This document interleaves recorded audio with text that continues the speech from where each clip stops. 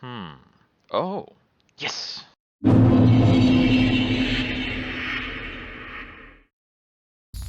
Let's get to playing the game. So, I don't know what to expect from this one. I was startled to see that this was released at full price. It hasn't been that long since Bayonetta 3, so this was being developed in parallel. I've heard whispers that the development of this was like some of the story beats from this, I think, were shoehorned into Bayonetta 3, which is part of why Bayonetta 3's story was completely off the rails. I mean, Bayonetta 3 didn't have a real story. It had a lot of fight scenes and like really contrived kind of circular logic going on. So hopefully this is in a better place. I didn't actually get into the preview chapter, the special unlock from Bayonetta 3, so I turned that game off and didn't really want to go back. So we'll be checking out what this is all about. I've seen a bit of buzz about it on the Bayonetta subreddit. I can't fully avoid that. So here we are.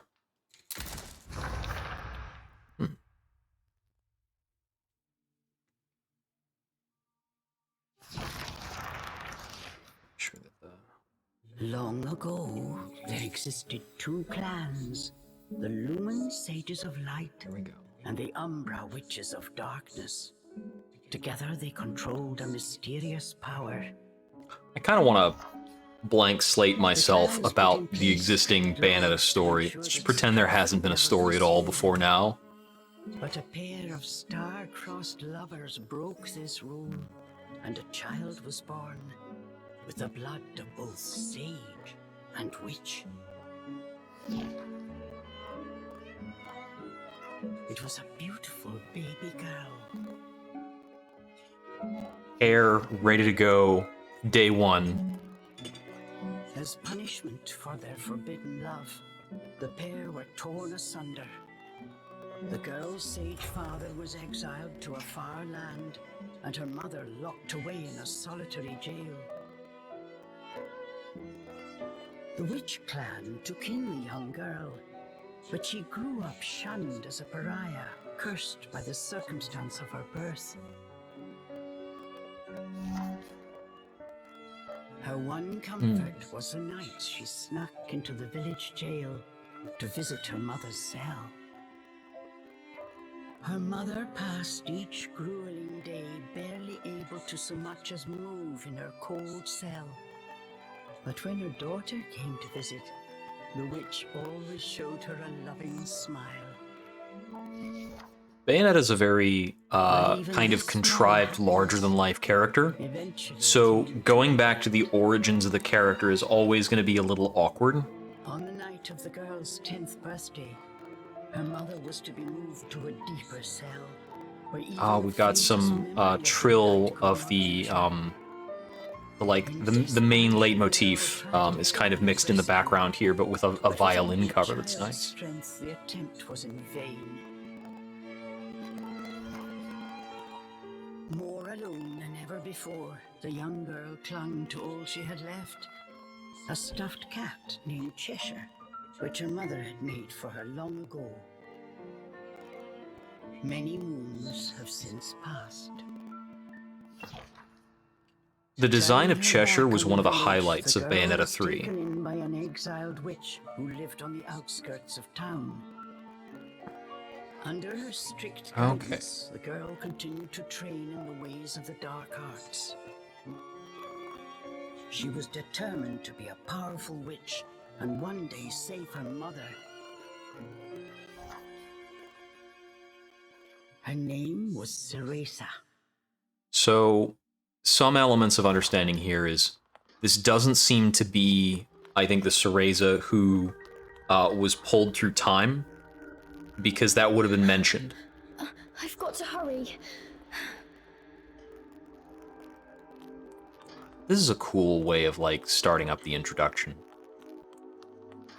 It's worth remembering Something's there. that some of the design of Okami is in the DNA of this team. That floor symbol is very like the Umbra Witches.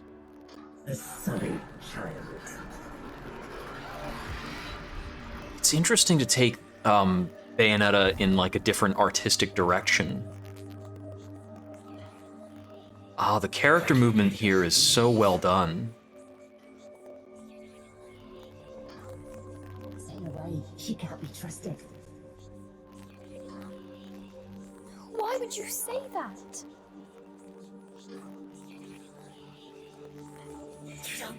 It's definitely the kind of story you can't tell with Bayonetta at her like full domineering age.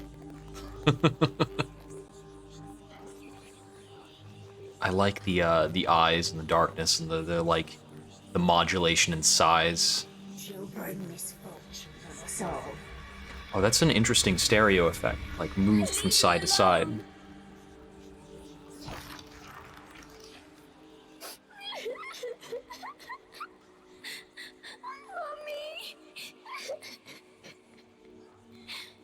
Okay.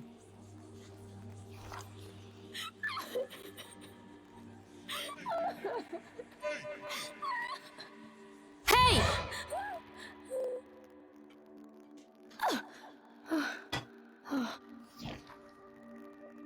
What do you think you're doing? Is that a younger Jean? Cereza, you're almost out of time. This is your last chance. If you don't hurry, you may never see your mother again. John, I can't. Ugh, you big baby. Come on, I'll lead the way. This way. When you see a close-up on their faces in this style, it's almost like Alien. It's very peculiar. 'Cause everybody's got those weird swirly eyes going on.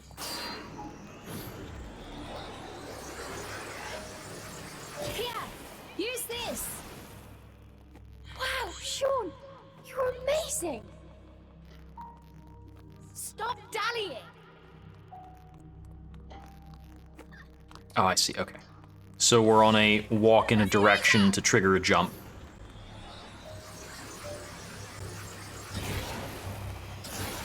Type of circumstance. Bit of waiting for this early segment, but hey. That's okay, it's pretty. Hurry up, Cereza, we don't have all night. Sean, wait! I can't run that fast. They have yet another voice actress for this, as I'm certain this isn't the voice actress who did the performance in 3. We're almost there. Hurry up! We're back to being more distinctly British.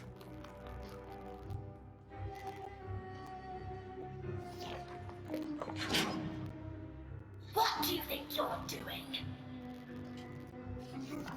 Oh no, they're onto us. Leave the guards to me. You hurry on ahead.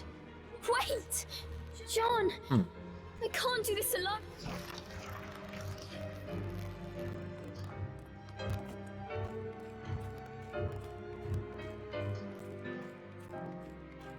It's an interesting endeavor to take a character who's so, like, distinctly sexualized and then go back down to a non-sexualized version to tell a different tone of story.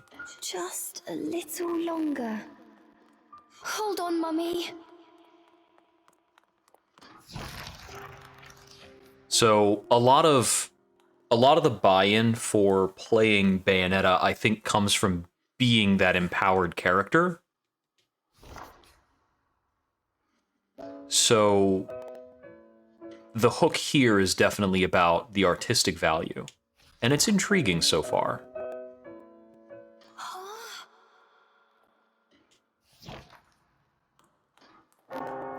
This reminds me of the usual Bayonetta cutscenes where they do the like the film reel zoom out and they're just doing stop motion stuff, which always feels like a little cheap. But when the characters look very cartoonish in this way, choosing to stop motion them instead of animating them doing a head turn, I think is a weird move.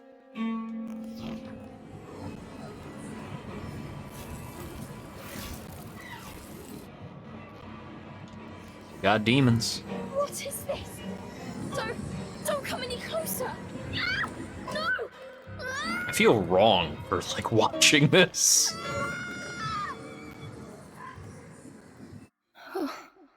Who are you? What just did I accidentally skip something?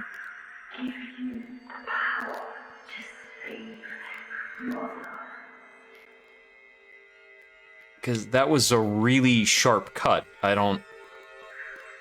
Avalon Forest. The white wolf guide you. I think I need to make sure I don't press a button before it shows the page turn option in the lower right. Yeah, I feel like I definitely skipped something. Which is weird. I was just hitting the move forward button. But also that was a dream sequence. It's like... That dream again. But the ending. It was a dream Ceresa knew by heart. But this time, something had changed.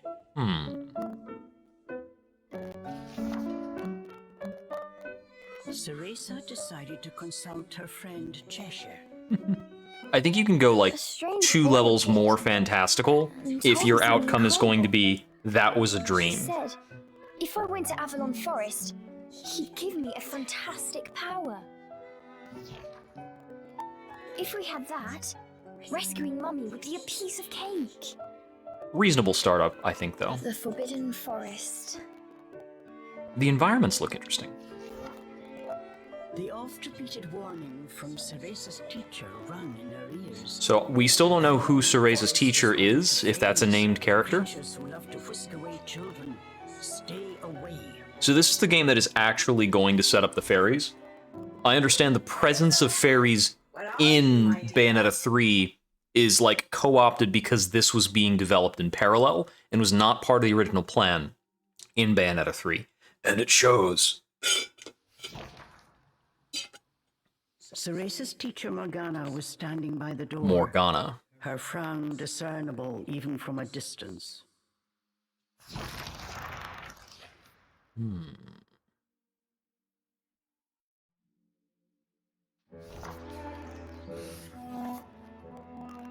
Chapter 1.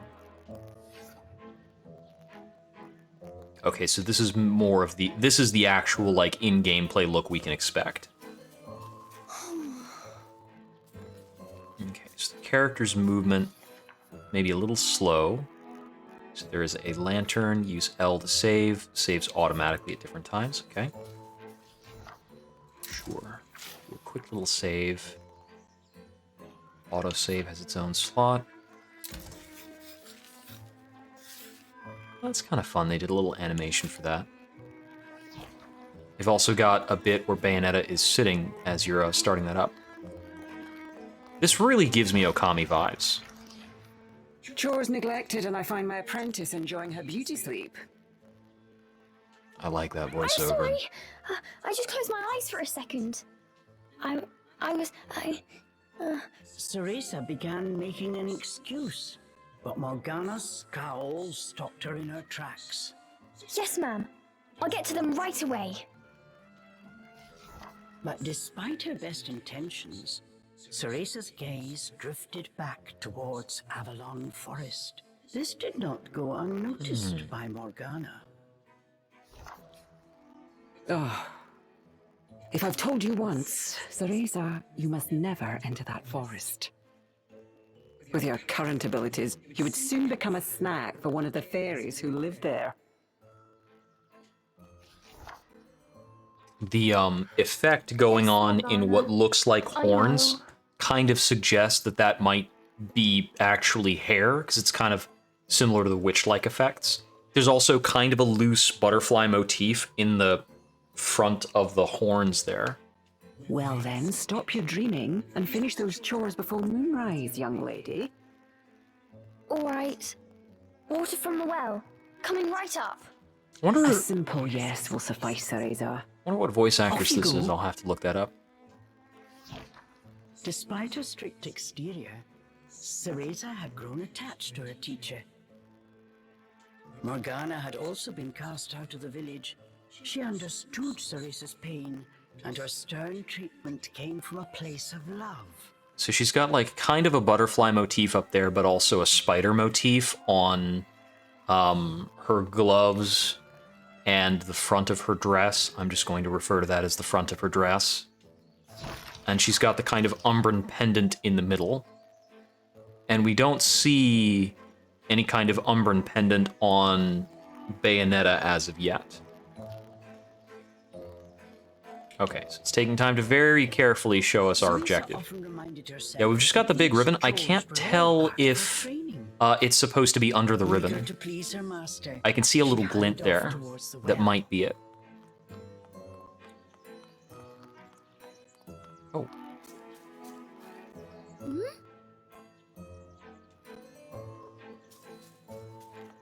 Very, very startlingly innocent. Similar taste. Well, that's definitely got like a little spider thing going on at the bottom there. Okay, so yeah, so we've got interact button. Adorable little animations. The feet kicking.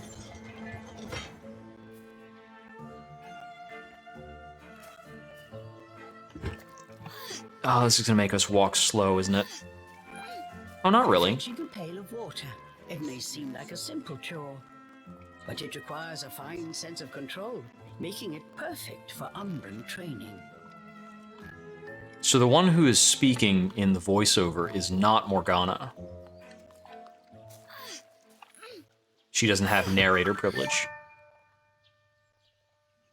You have taught me to walk and look at things, so... After laying eyes on the full bucket, Morgana gave a small nod of approval. Good. Now collect the herbs from the garden. Oh. At the thought of herbs, Ceresa could not help but make a face. This is one job she wished could be forever stricken from her regimen. Do we What's have so a bad problem? about picking some plants? No, ma'am. Trying not to think about the task awaiting her, Ceresa headed towards a herb garden. If we're gonna grow from being an unconfident The character herbs to in being Morgana's garden actually were not your common Bayonetta, basil or thyme. She grew infernal plants with an absolutely foul stench. and we gotta get sassy at some point. That's the arc after They all. typically burrowed to avoid Oh, sunlight, her like grabbing her but a arm in the little bit idle of pose magic there. made them It's pop interesting. right up. Okay, so it's gonna show us some kind of like magic thing for us to do? Are we going through this way? No. But we do get to get a good view at everything. I could just stay here forever, but no time for that. Okay. Already checked one of the lights.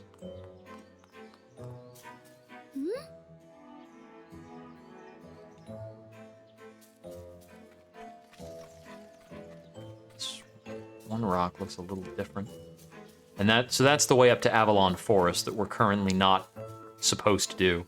I'm 100% confident if I try to walk over that way, it'll force turn me around, get me into something else. There's like a broom sticking out of Ceresa's little like personal hut there.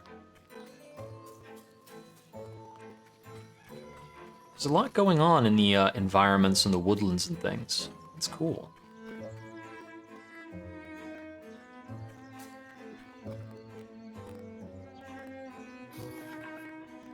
Witch Pulse. Utilizes dance to imbue its target with magical energy. Witch Pulse to grow infernal plants. It's holding down, tilting in the right direction with the correct timing. Dinner time! One helping of magic coming right up. Okay. Hurry on out! Okay, well, that's simple enough. Yeah, let's do it manual.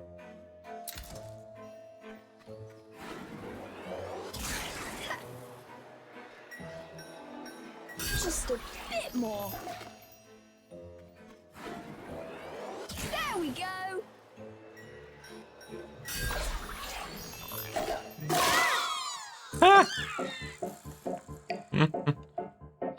Summon Infernal Thorns, 1 spell cooldown gauge. No one told me they could do this! I've got to catch it quick! Yes! I did it! Cereza was pleasantly surprised. She usually managed to make a mess with even this rudimentary magic. I can't wait to see the look on Morgana's face. So we really have, like, no capability at this point. Cereza hummed a happy tune while picking the herbs. I have no idea what we're going to be able to do in She this game, noticed a which is pretty interesting. flower growing amongst the weeds. Oh, those flowers would really bring out the colour in Morgana's eyes.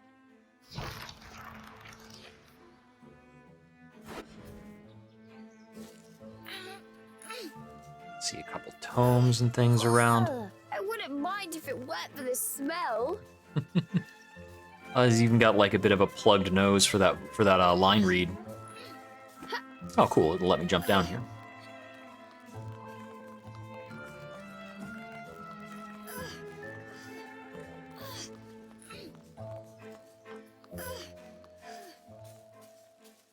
Well, pretty basic so far.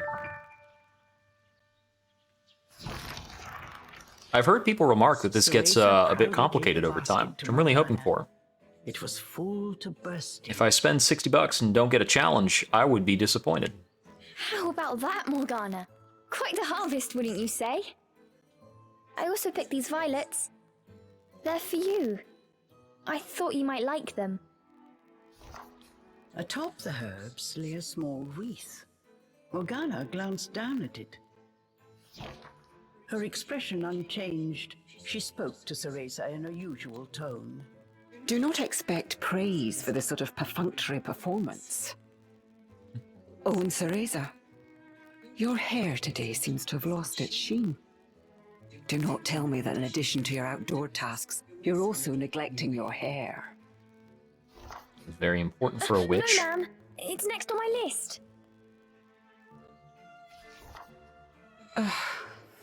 Remember, Cereza, hair is the most versatile tool of an Umbra witch. It can be shaped into our armor, weapons, and even used as a medium for summoning infernal demons. As blood flows through veins, magic flows through a witch's hair. Care for it as you would your most precious tool, and defend it as you would your very heart. I'm just enjoying the line reads from Morgana's VA here. Understood. I just want to I'll drink make that sure in. to finish up before training starts tonight. So I'm not gonna interrupt that with any particular commentary when we're going through these Good. long bits. Now get back to your chores. The shadows grew long. The moon will soon rise. With this, Morgana turned and walked back towards the house. Yes, ma'am. At times, Morgana's cold treatment got Cereza down. But she knew that Morgana cared for her and only wanted what was best for her. I'm wondering how long we will be in with the game before we get into like open gameplay Making a and quick recovery, good challenges. Cereza resolved to finish her remaining chores in record time.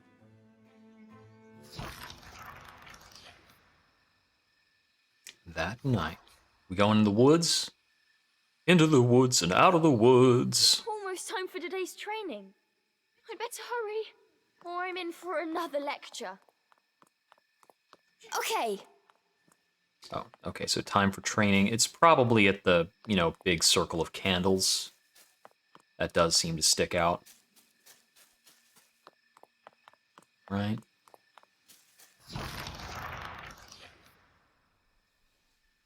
With the household chores complete, it was time for Cereza's daily training in the dark arts. Today, she was finally going to get a chance to attempt a spell she had been practicing for weeks. Summoning an infernal demon. All right. This is where we get to For the today's titular training, lost I will demon. give you a little help. Before even learning what it did, Cereza was glove? captivated by the intricate brace. This is a tool for those who have yet to master the flow of magic. Okay, so I did skip ahead the animation a little bit there. I should really just be pressing nothing. Furthermore, we train under the full moon of the bisextile night, when the dark energy we Umbra harness is at its zenith. Are you listening, young lady?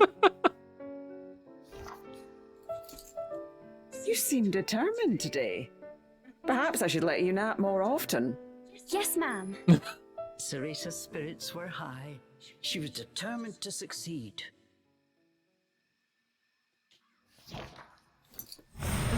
Bataiva Tozu!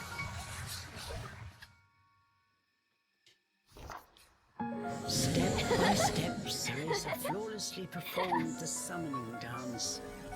Until Ooh. Oh, we got a little guy. this looked like trouble. Unless bound by hair, there would be no way to control the demon. Ah.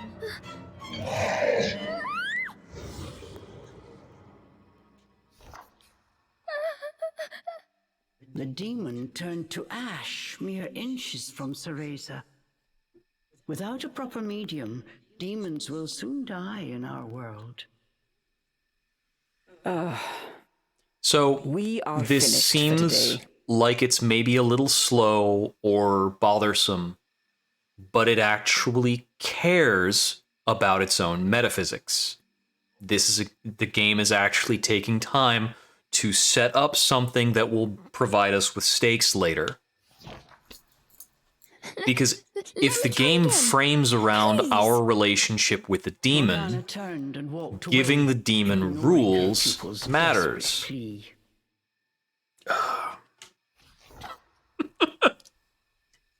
So the things that like seem kind of tiresome and I fears wouldn't are remark on unsummoned if they familiar. were not I was foolish to the think you were other ready for side this of training. mistakes we've seen in other places. Morgana told Ceresa to put away the magic brace before heading back to the house. Yeah, so this is certainly intended to be a different Cereza from the Bayonetta 1 Cereza because she's a kind of cowardly character. Long after Morgana was gone, Ceresa sat moping in the garden. Out of habit, she shared her troubles with Cheshire. Forget returning to the village and saving Mummy. At this rate, I'll never even become a witch. All of a sudden, the words from the boy in her dream echoed in her ears. Teresa gives you the power to save Mother. Avalon Forest, the White Wolf guide you. Avalon Forest. Ceresa's eyes wandered Time to back go into the forest. woods very Morgana's inadvisedly. repeated warnings left little room for ambiguity. And yet... Morgana is always dangerous this and stay away that. How could a dank old forest be that scary a place anyway? You lack imagination. Adults do often exaggerate to keep kids in their place. As they should. This thought got Ceresa's blood boiling. Children are not deserving of a proper explanation of every single risk. Nothing I do is ever good enough for her. Did you see those herbs? Flawless! As she blew off You're very good at picking plants. she Congratulations. noticed Morgana's brace shining in the moonlight. What are you saying, Cheshire? Take the brace and sneak into the forest? Morgana would give us a right smack on the bottom. Although, with the moon shining brightly, it was the ideal chance for a little surreptitious forest excursion. I wonder if the narrator is a If I just character had within the another game chance or to is get just the the hang of narrator. it, I could have gotten that demon totally under wraps. With a demon by her side, eviscerating a fairy or two would be child's play.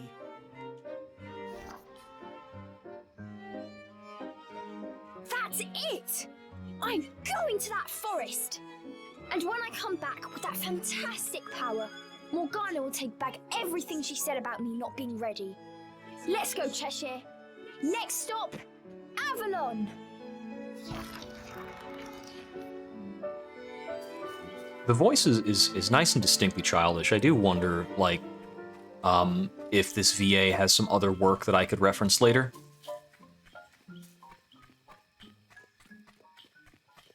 All right. Let's be bold Ceresa and a little shivered at the dumb. thought of what lay ahead. But curiosity So got can the I better clamber of up her. this? Yes, I can. And there's a delightful little clambering animation.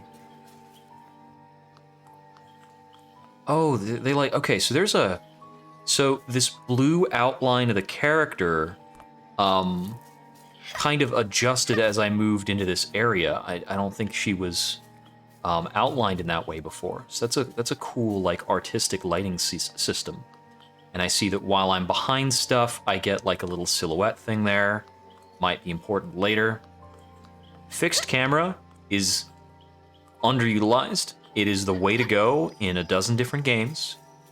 Because I don't need to control the camera for this. It looks really good without me controlling the camera. Go, Cheshire.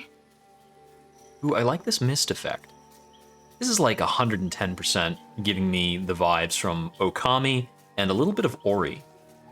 But, you know, they definitely are aping a certain particular style. Also reminds me a lot of The Secret of Kells. Teacher's warnings to the wind and set out towards Avalon Forest. Little did she know that what lay waiting in those dark woods would change her fate forever.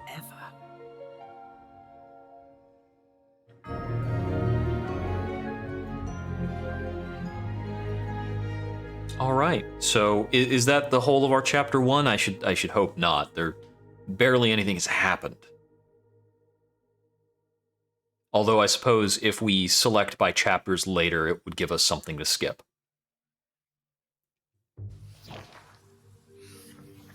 Okay, yeah.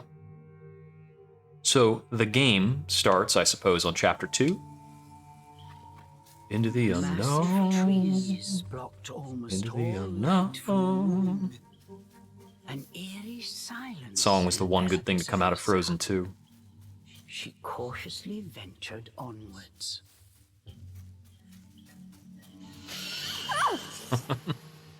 Best watch out for owls. Don't surprise Got an me infestation. like that. Oh, wow, that squeak in the line read must have been difficult. This looks like something I should collect. Onyx roses, faint magical energy. Favored garden choice fairies as well.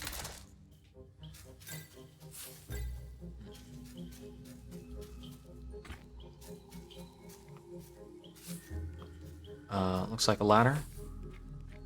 But plant.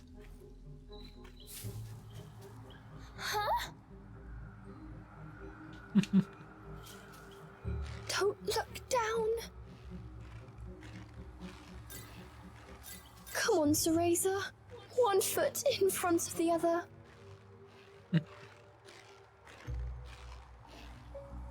A plant from Inferno. Bigger than Morgana's herbs, more magic from Witch Pulse. Okay. Succeed multiple times, don't let go. I wonder how it will respond to my magic.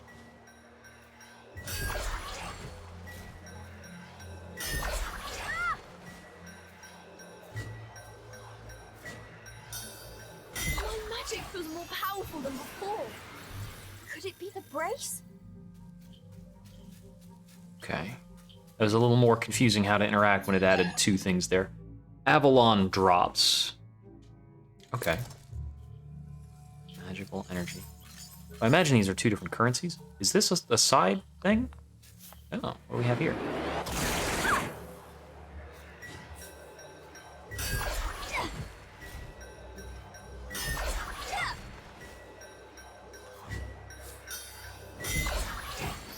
Okay, I see. It was active a little earlier than I thought. Okay, so this is certainly a little side offshoot.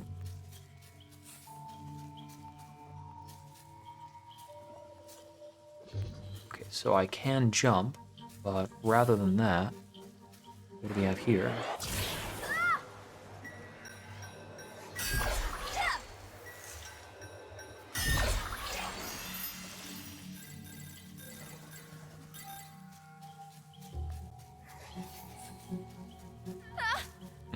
We use magic to make plants bloom. It's definitely Okami.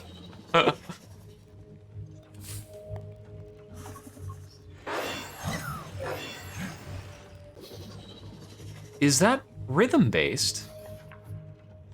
Okay, so your health is the petals in the lower left. Got it. So this is the kind of game where we can take damage.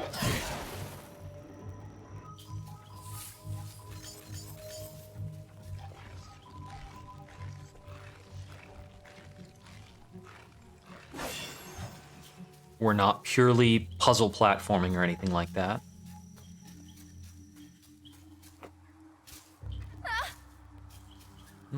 Got a haze around the edge of the screen. Into the dark underbrush, Ceresa could not shake the feeling that someone was looking back. As the wind rustled the leaves, Oh, I can it move. sounded just like a rasping voice. I figured when we had the nervous walk cadence in the dream sequence from earlier, I figured that would be reused I'm at going least to at some become a point. witch and save Mummy.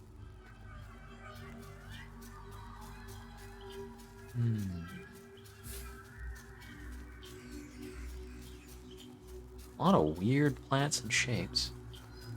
That was shadows, not actual thorns. That's not Cereza, right? Or is it? Ah!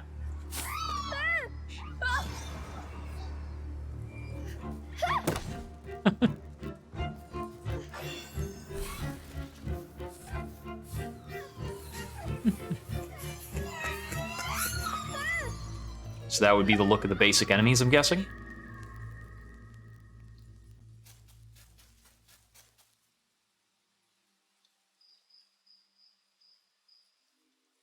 Oh, little save point.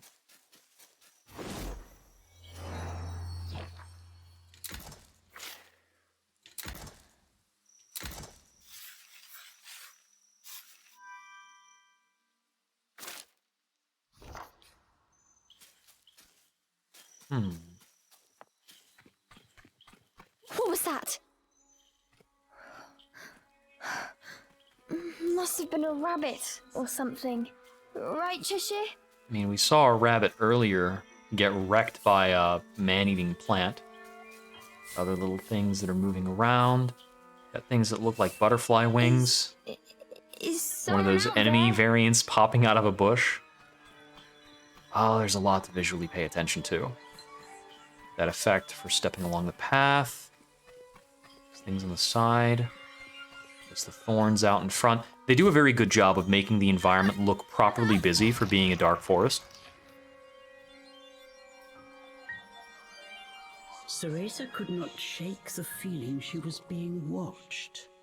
There's a good aesthetic sense that's unifying this. Is someone there? Show yourself!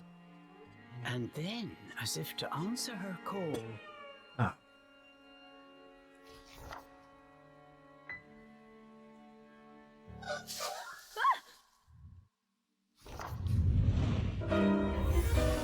Denizen of the wood, Ashi. I'm not sure if that's the correct pronunciation. It may be Aoshi.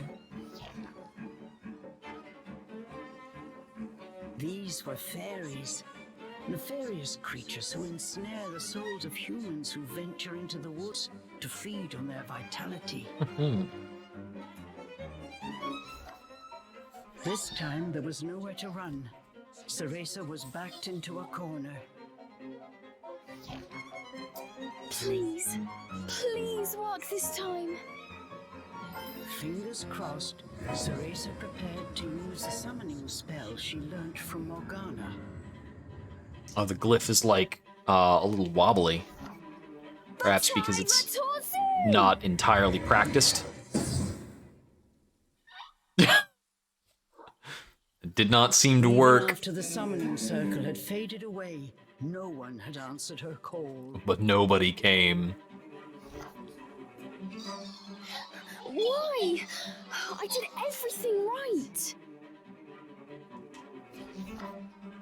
The fairies resumed their sinister mission. All at once, they jumped at Ceresa, weapons poised to strike. So what are the Shut her White eyes Wolf we were tight and told prepared for of? the worst. A moment passed, Huh? and then another. But she felt not so much as a pinprick.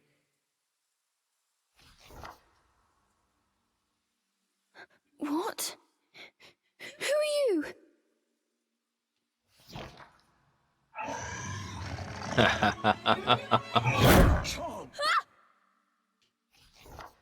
Did he say chomp? That beast, as dark as a moonless night, had it all been a dream? You don't think... Could that have been... But before Ceresa could finish her question,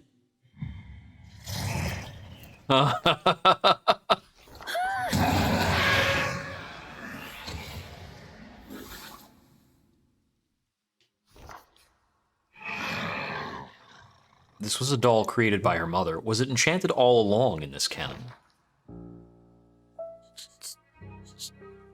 Cheshire? from its gaping maw, extending ear to ear, fell a drop of thick slobber. Wait, did I manage to summon a demon that has now possessed Cheshire? As if in reply, the beast. Oh, is the doll maybe knit from witch hair? Blood-red fangs.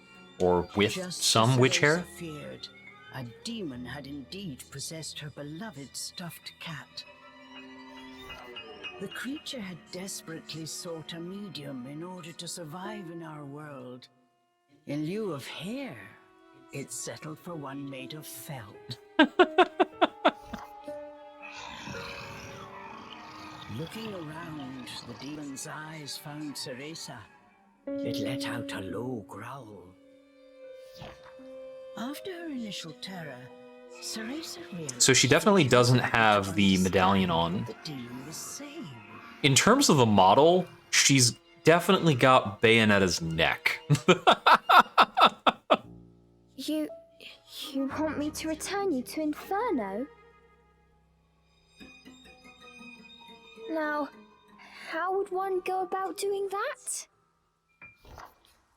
Ceresa had her hands full calling a demon to this world. She hadn't even begun to study the spell to send them back. Ceresa once again. Like, the character model looks perfectly normal from, like, behind or a side profile where it's obscured by the hair. But viewed front on, the neck looks really strange. But there was nothing Ceresa could do. Out of patience, he pounced.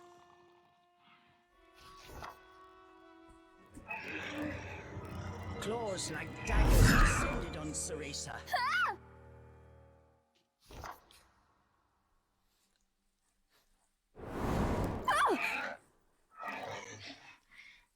So he's probably bound by being in the puppet. Like, he can't harm us because that's outside of the nature of the The doll. demon had stopped cold. As if bound by an invisible force, no matter how he struggled, he was unable to touch Ceresa. Calm down. You're going to burst a seam. Don't worry, I'll send you home. Once I figure out how. I'm on my way to get a fantastic power.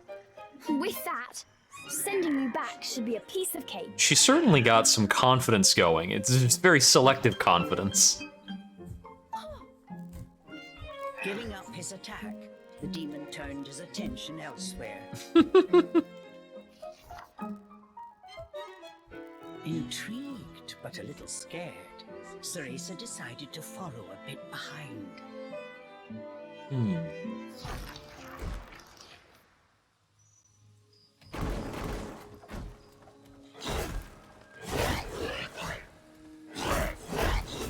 So now it's got us controlling the demon. Ran through the forest, searching for a way home.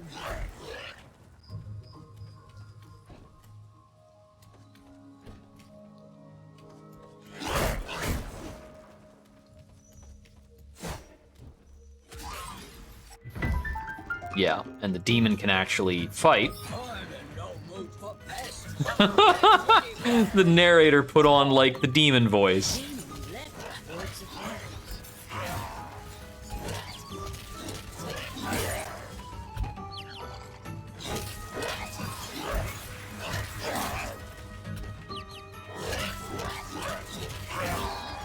So, because we put them into this knockdown state, I'm expecting that would be a good time to do an interaction with Cereza once we have control of both simultaneously. Okay, pretty standard. There's a good, like, artisticness to the combat flourishes. It actually looks better to me than the combat flourishes in Bayonetta 3, honestly. But something felt off. His power seemed to escape him. Slowly, but surely. He can't be far away from Bayonetta, or from Cereza. What's wrong?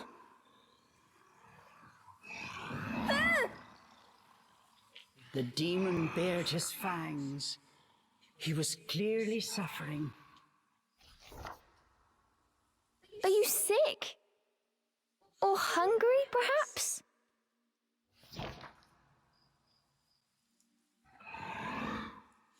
As Cereza approached, the demon felt the strength return to his body. In an instant, he felt right as rain. His body was linked to Cereza by powerful magic. Moving away from her robbed it of its energy. So, we're very focused on the story, and it's being told in a very, like, kind of Close to you? very slowly and explicitly, which is very different pacing for Bayonetta, but it's fine if that's the pacing of this game. How do you plan on getting me back to Inferno? The demon demanded. We first need to find a white wolf. He'll show us the way. This is a good starting setup for the dynamic.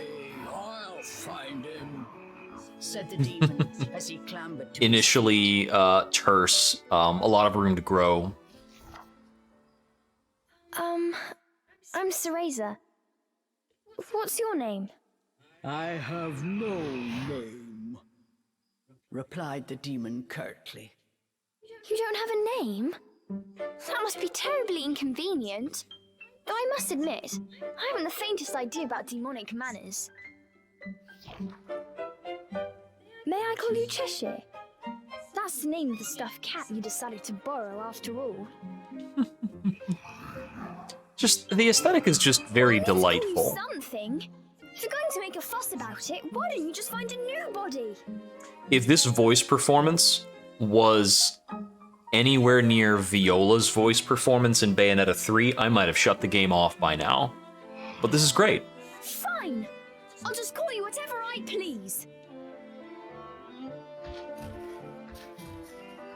The music is nice And too. so these strange companions set off in search of the White Wolf. This is a lovely tune.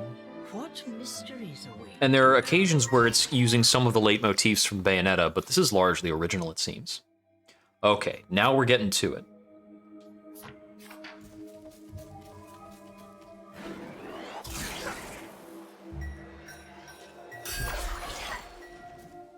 Oh, I have to stick with it, probably?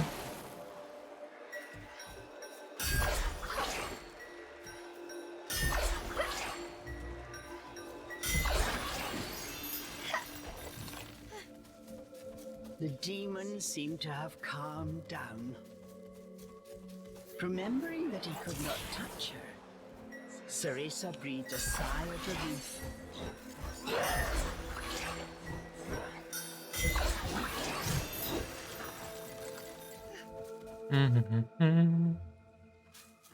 I managed to slash up like a collectible with Cheshire while Bayonetta was busy, while Cereza was busy. Ah, this is a substance the demon can't go near. Is it rosemary? Pungent scent tickled Teresa's nose. Rosemary's a demon It was repellent. rosemary, often used to ward off evil spirits.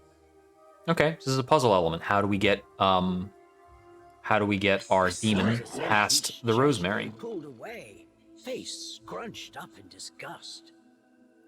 Can we wilt it with It looked Cereza? like demons could not stand being anywhere near the flower.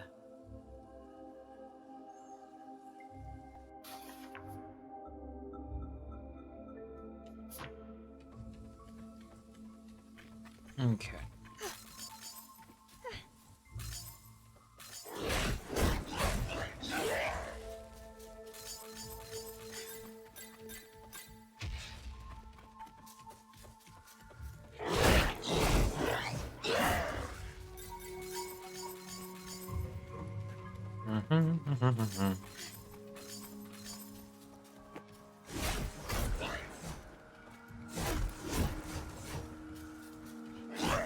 Oh, I'll need to bloom this.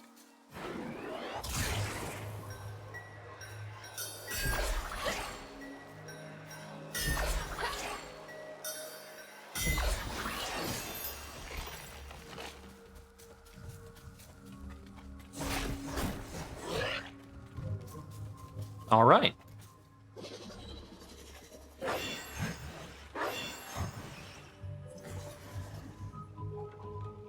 This is good. Was quite a Show us an puzzle. obstacle from before. Cereza knew how to get by without a scratch. I do. Let me do stuff. Cheshire, I've got it tied down. Finish it.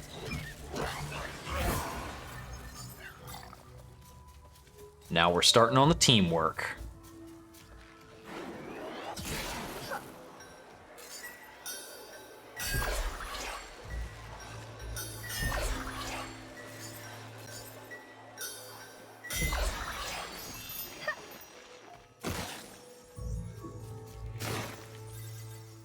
Oh, this is for us to walk through in turn? Sure thing.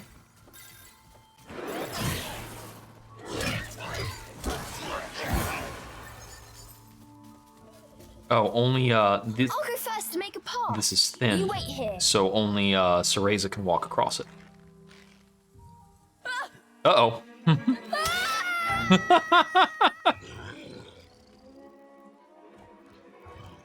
Oh, better jump.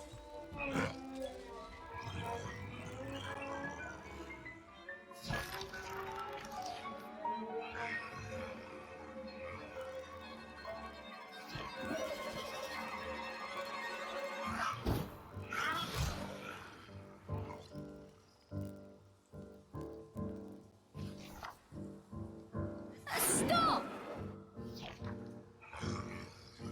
Cheshire!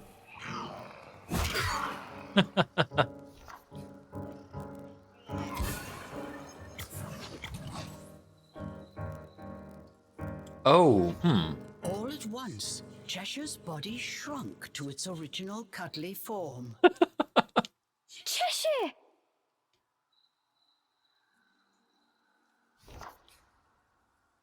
Cereza ran to pick up Cheshire. You got a and beard held him now. tightly to her chest. In her arms, Cheshire felt his strength returning. Release me at once! Even in this form, the demon did not seem happy about being cuddled. Just hold still, will you? While you're small, you can't walk on your own, right?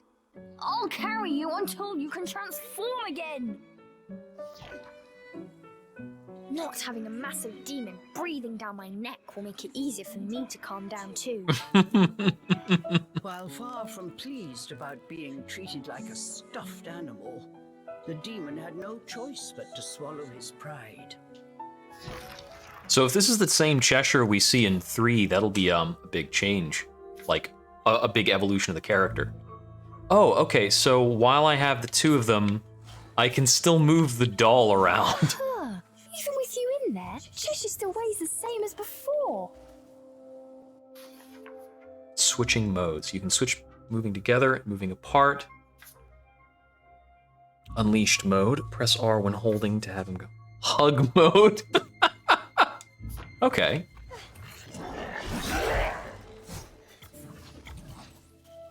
Cool. Yeah, this would be more convenient to move around on regularly. In hug mode.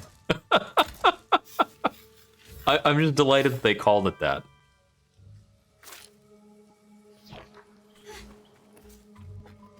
Okay.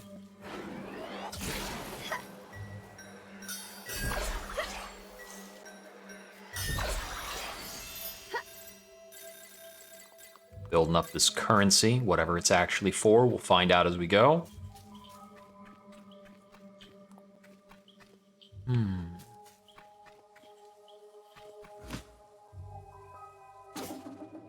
Oh, okay.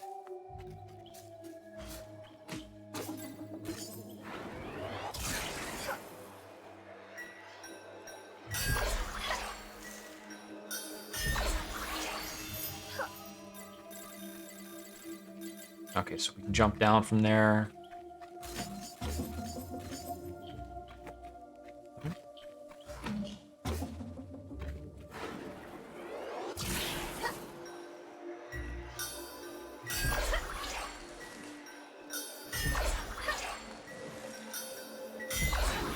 I thought I was actually late on that input. It gave us a lot. Boing.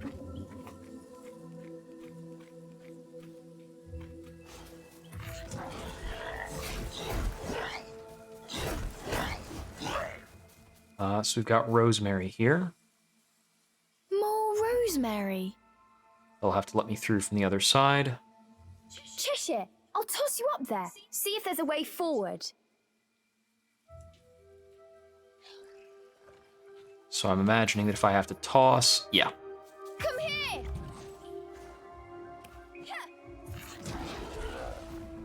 There we go. Blocked by Rosemary, cannot return. Cool. That's fine. I probably could have guessed that. So we can't go through there with Cheshire, right?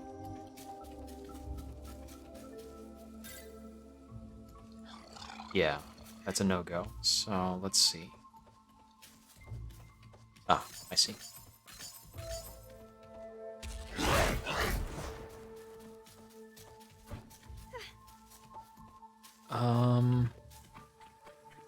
Continue back through here? No? Oh, I know. I can walk Cereza through this, then back across here. Oh, I see. I'll need to throw him up here.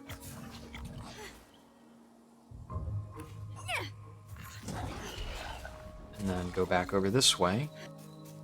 So even like pretty quickly, this is reasonably capable degree of like puzzling.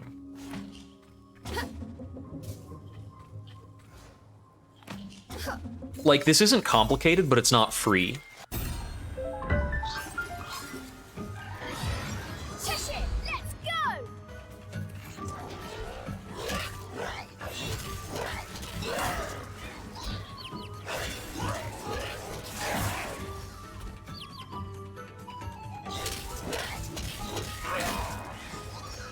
Okay, so Cheshire's gonna have to do all the killing. Prepare yourselves!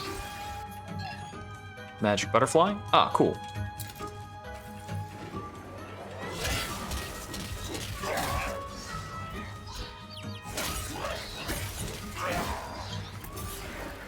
It'll be cool if I can get more to do with Bayonetta in combat. Perfect! A little combat end screen. Treasure! A chest? Did the fairies make this? I wonder what's inside. I usually expect fairies to be more of a neutral storytelling entity, rather than just the enemy explicitly. Yes! Healing tonic. You can now concoct more on your own. This really gives me, you know, kind of loosely Skyward Sword vibes too. Which is peculiar, because I really didn't enjoy Skyward Sword. Maybe Skyward Sword needed to be more like this, and that's the problem. Get down, please.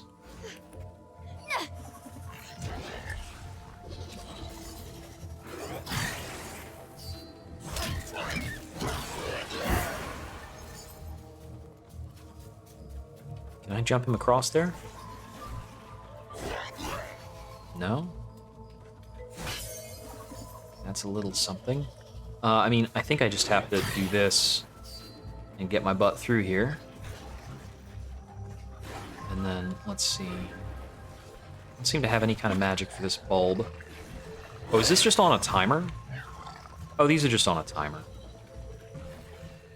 No big. Might as well take this out then. Ah, no! Cheshire.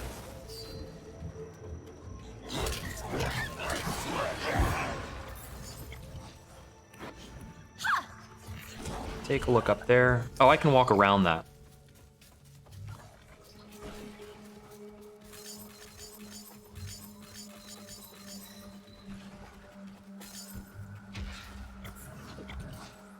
Oh, wrong button. Right, it was this. Boing, boing. It's rather clever to, like, deny Bayonetta the ability to jump, and then link that into, like, co-op action. I think I am mildly in control here. Okay, that's kind of neat. I can grab the stuff with, the little Cheshire tether thing.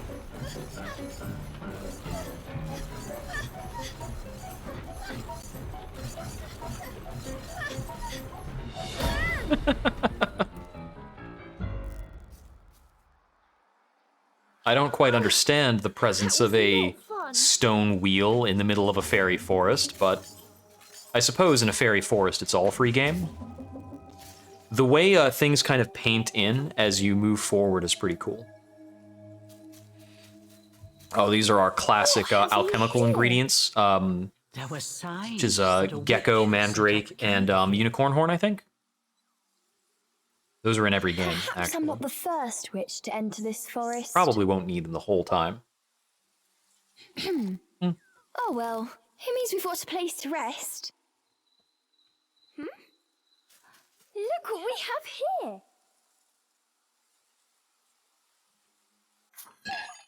Yep, baked gecko. Unicorn horn. And mandragora, not mandrake. The descriptions are like kind of delightful there too.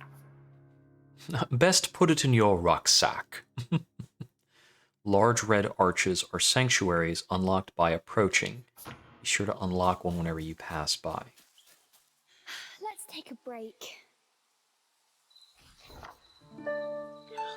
Okay, so we have the option to concoct now. Sure. I'll take a look at it if you really want me to. Compounds. This is an item.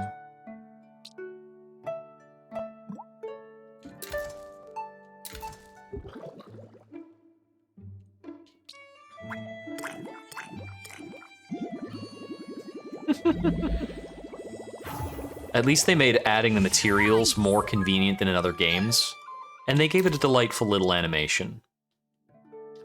Use items you've made by holding the D-pad. Check what you can make with Y. Oh, I wanted to save, actually. We need a rest.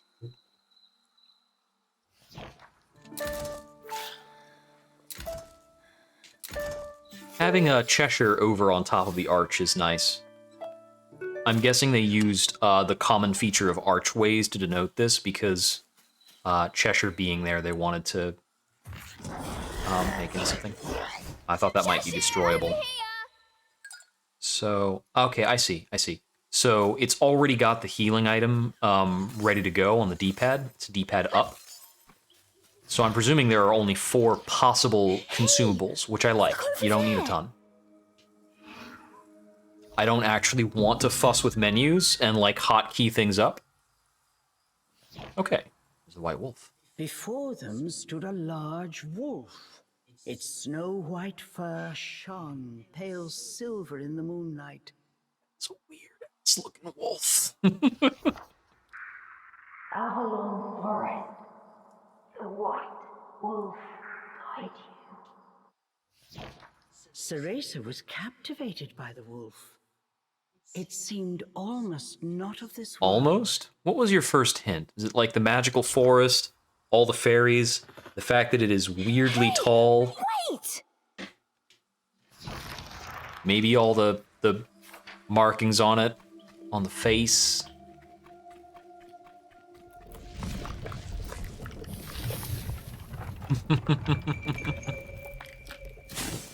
Vaguely ominous. We've got that like light crystalline aesthetic going on that I think is very much tied in with the Fae.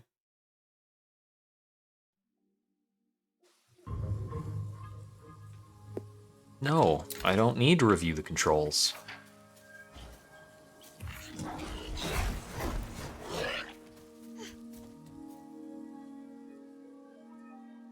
Okay.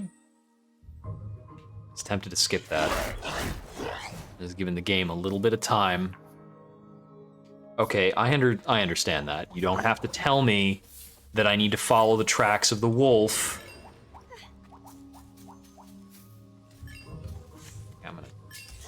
I'm gonna treasure chest over here, though. Can Cheshire open chests? Doesn't look like it.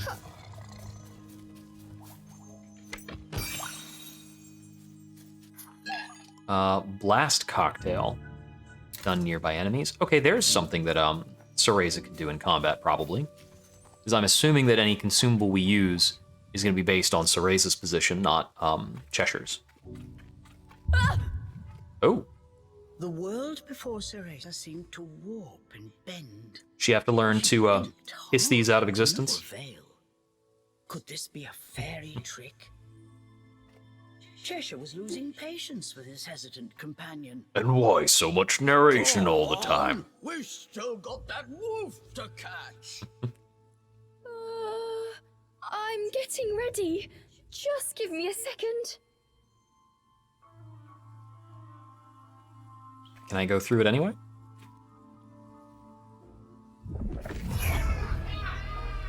What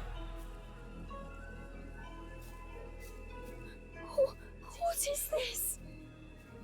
As soon as she took a step inside, she felt as if the breath had frozen in her chest.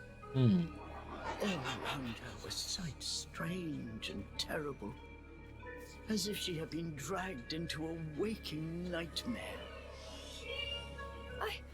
I'm fine. It takes more than this to scare me.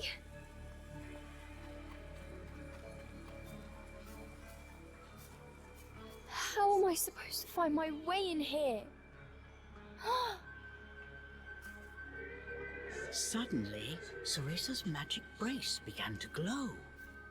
What could it be? This zoomed out version of the model with the opaque glasses, I actually like a good bit. Full of illusions, dispel illusions, and see through stuff. Huh. Am I supposed to interact with this plant? The light from the brace revealed things Cereza was unable to see before. Does this brace have the power to dispel illusions? The pace of the dance is altered for that. Oh, I can go down here? Why would I? Not sure why.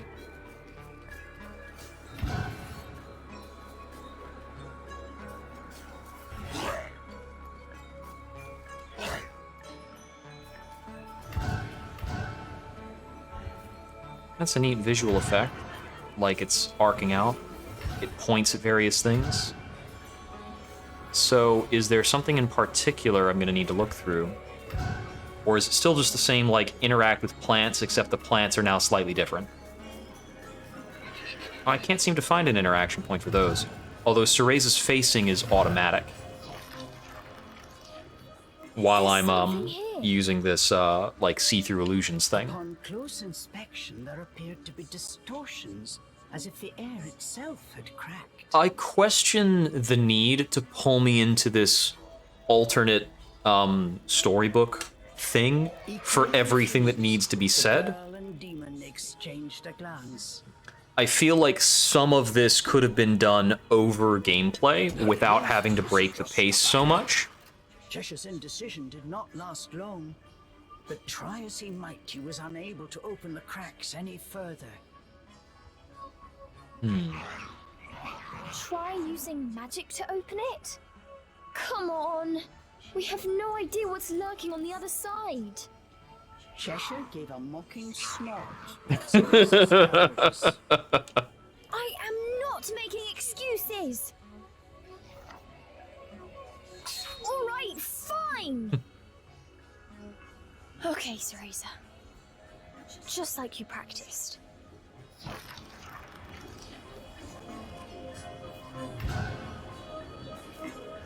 Wrong button.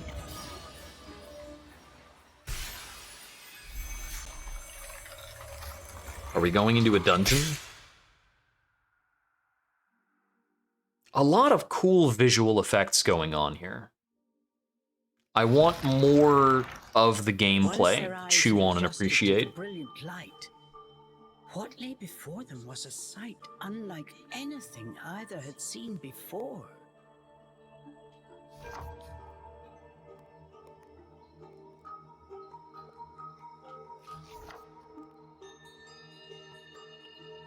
Okay, so we've got the Fey aesthetic in full swing. Ooh, shiny. Cheshire. I have a feeling we're not in Avalon anymore.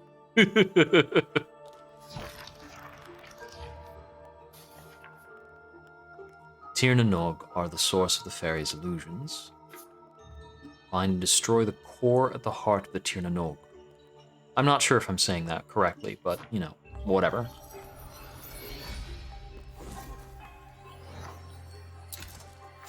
So this is possibly a dungeon type of thing.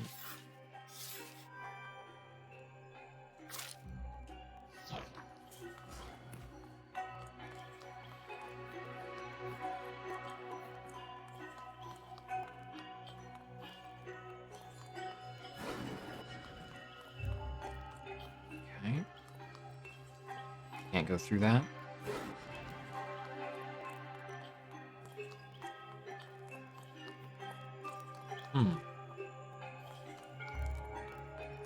Can I actually walk through this? I didn't try. No, can't. And I don't suppose I can walk through this either. No, not really. I'm seeing a little interaction point. Can I slash this? Yes, we can. There we go.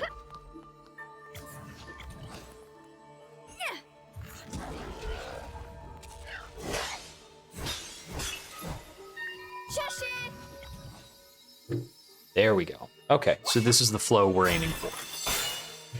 Find these things, break them. We can break that glass-looking stuff. Is this fairy treasure? Oh, they'd be hopping mad if I stole it. There's a nice little mischievousness in that line read.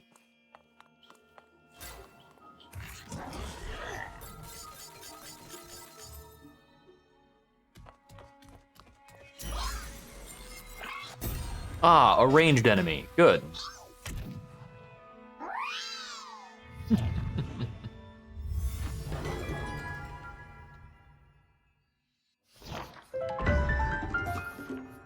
Counter? How does that work?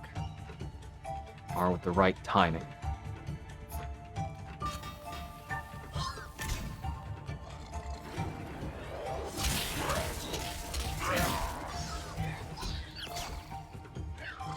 Okay.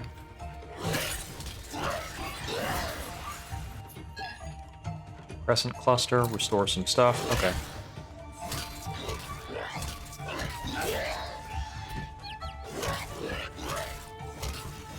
No, you don't.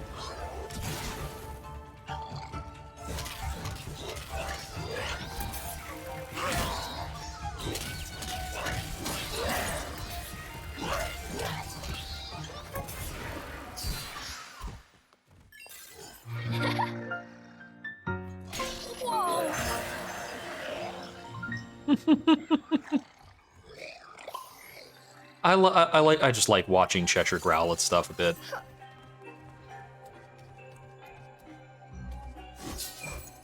Oh, this one will move, eh?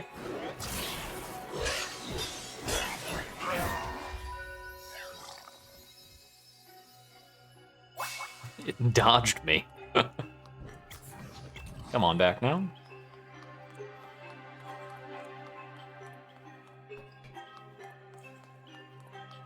I see.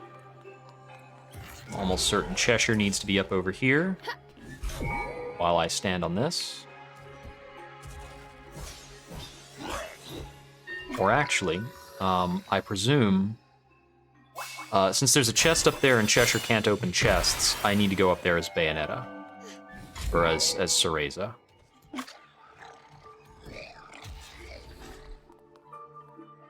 So let's swap.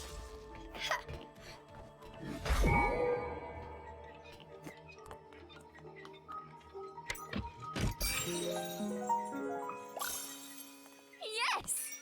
I suppose you'll actually have to do one than the other.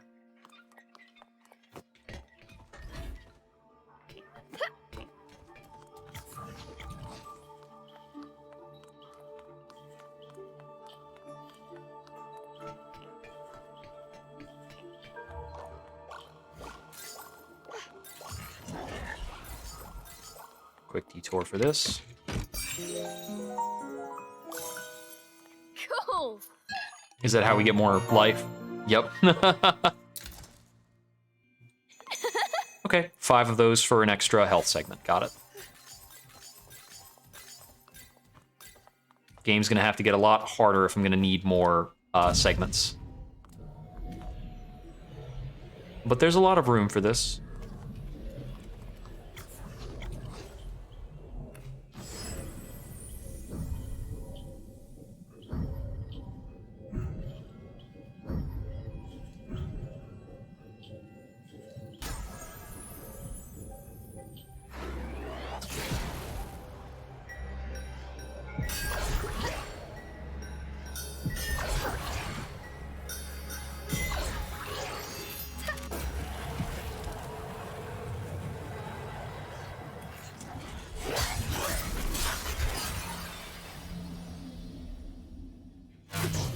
Okay, so I'm under. That's a basic gameplay loop, right?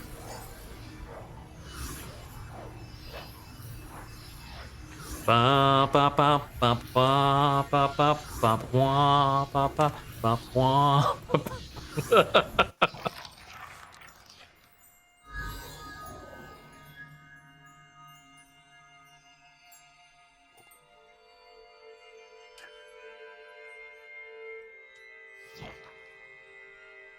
You're the boy from my dreams. So I already know because it was spoiled by the subreddit that this is Luca on, who notably isn't Luca. It's not the same character.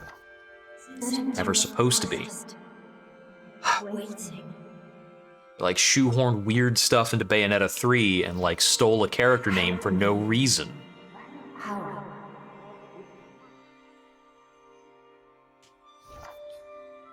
Okay. I just need to follow the White Wolf, right?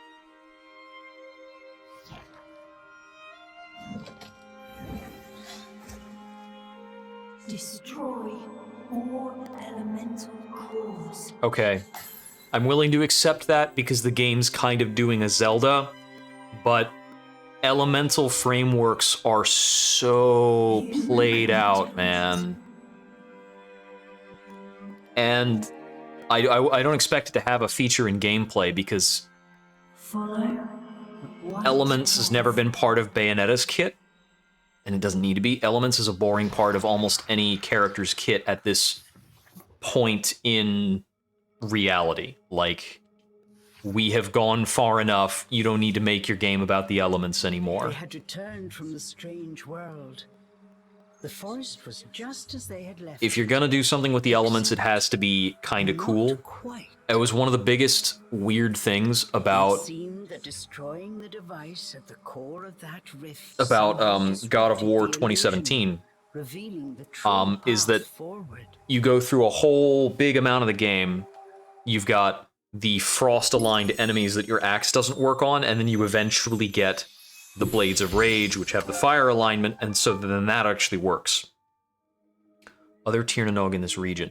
Okay, so are we gonna get more, like, open-world exploration-based? Because that just opened up a whole-ass map. But everything's been linear up to now. So I'm wondering if this might kind of branch out, give us more space to work with, and become They spotted more the Great complex. Wolf. Without a moment's hesitation, The fact the game has Bayo already gave checked chase. me off on like 10% completion, I think is a little odd, if it's going to branch out like this. But it's kind of promising that there's going to be, 4 elemental dungeons up and coming. Just like, I mean, if the game is going to go for 60, Remembrance? I think A it needs at small least that glade much. of otherworldly beauty opened before Ceresa.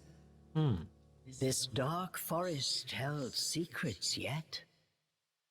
Ceresa relaxed, ever so slightly. So there's a rest point down there, and I don't know what that scroll-looking thing is. Climb up here.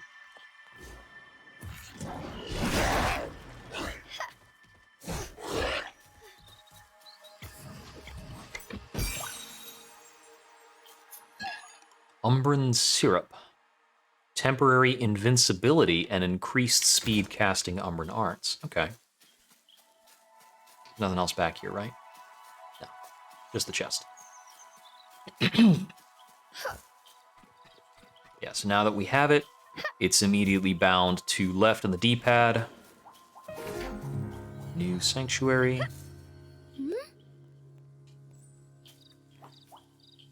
At a different checkpoint? Okay. Oh, I'm exhausted. So it looks like we've got possibly a fork. What is...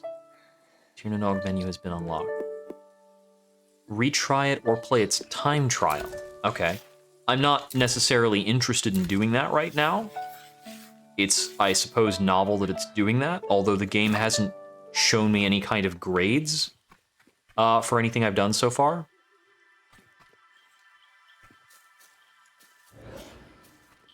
I can't seem to interact with that from here. Is there another way for me to get up to that?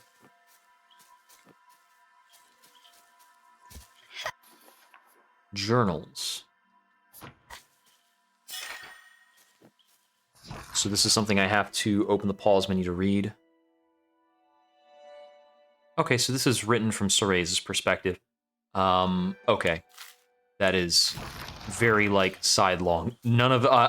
over a quick glance of that, none of that was adding to what we're doing right now. Okay, so we could presumably continue on a little bit to the left.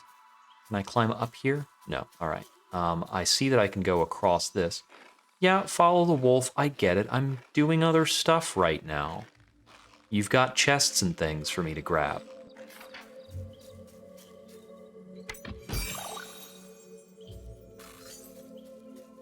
And it's got that whole, like, fixed camera but hidden objects thing going on, which I do like in terms of a, like, it's good gameplay.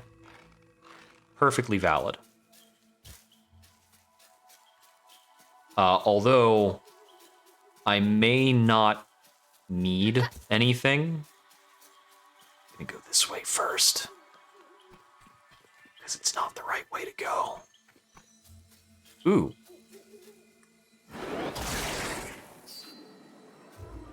Oh, right, this is a break it type of thing, isn't it?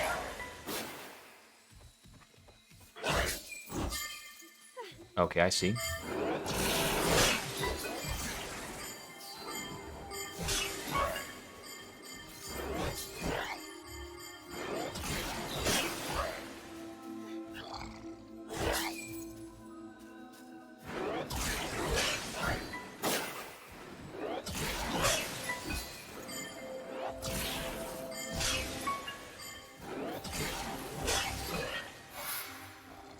So that was a time-limited thing, and I had to make sure I locked each of them down before attacking. Sure. Yes! demonic mist. Give Cheshire unlimited magic energy to perform skills. Okay. We haven't got any skills for Cheshire just yet.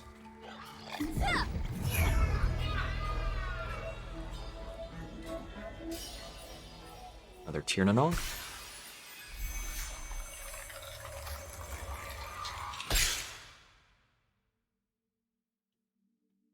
Okay, so hopefully we're getting to a point now where it doesn't need to break me away from the gameplay all the time, and we can just do stuff. Was this like just a combat challenge, maybe? Prison of Thorns. Bind and defeat all enemies, can only be defeated while bound. Let's get him, Cheshire!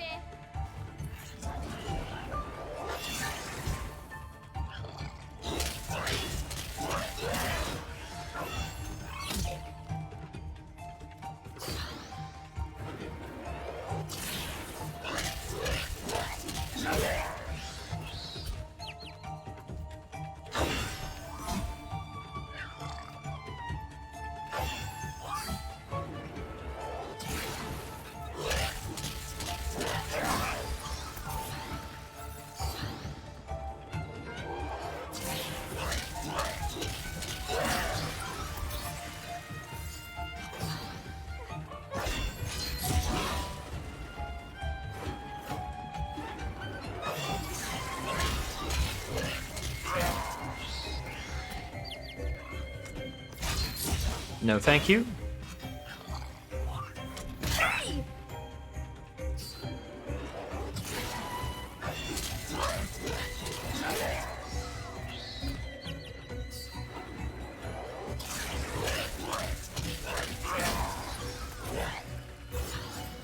It's like I can grab more of these butterflies. They'll spawn periodically on the map. So that does give me a reason to move Cereza around, which is good.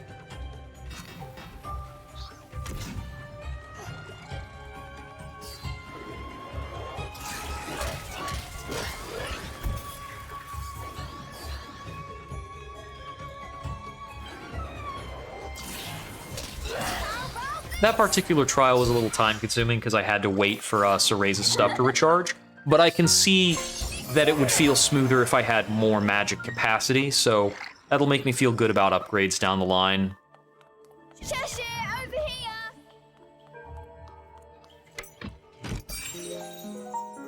The combat flow of having people shooting at me, having some of the shooters target Cereza, being able to impose Cheshire between Cereza and a projectile, and possibly counter that projectile, that's pretty cool. So there's definite potential going on here.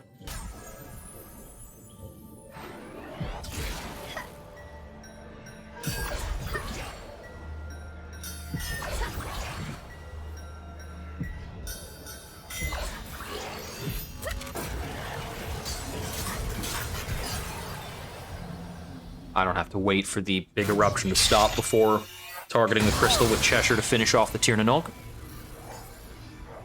I'm gonna wind up looking up the pronunciation of that so that in subsequent streams I can know for certain that I have it right. Bit of a long loading screen, but that's okay.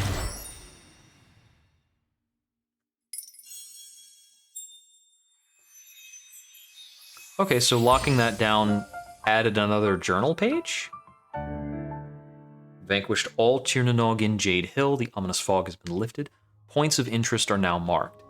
Oh, so clearing those helps us find, like, all the collectibles in an area. That's kind of neat. This looks like we require a progression-related ability to interact with.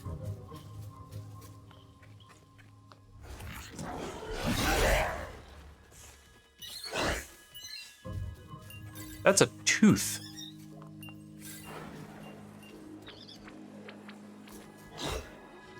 Cheshire! Is it a tooth fairy? Oh, okay, so some of these bushes are kind of different because they're all, like, glowy, and we can walk into them to kind of check them for stuff. Like that. Okay.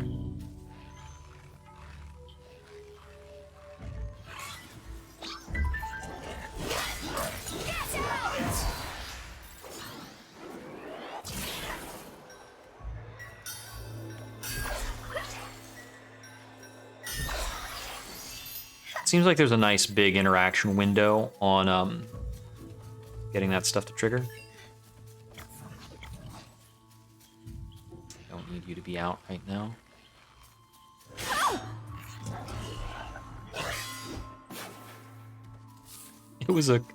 I was tempted by a cupcake.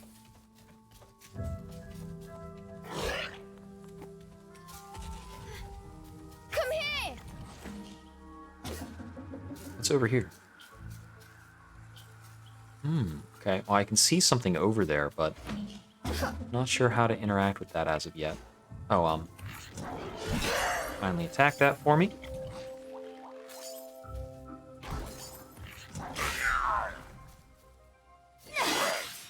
Okay, so one of us can be trapped, and then the other would have to do something about it. Huh?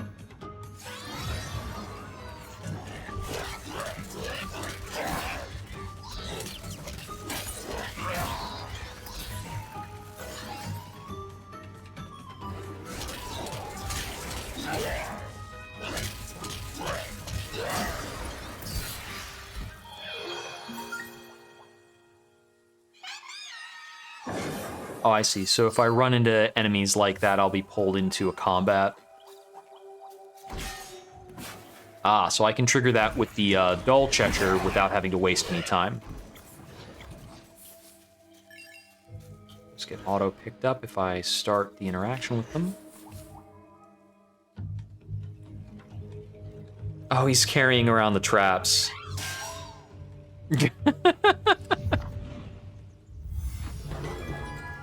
Oh, it's a leprechaun.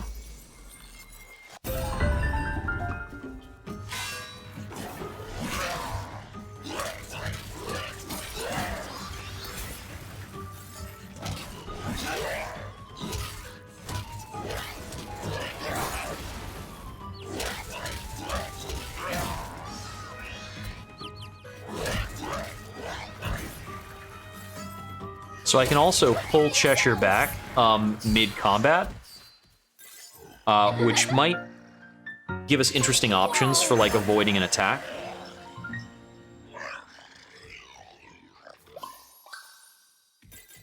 You grab that. I'll check this real quick. For this. Okay, yeah, if you're lost, go for a thing.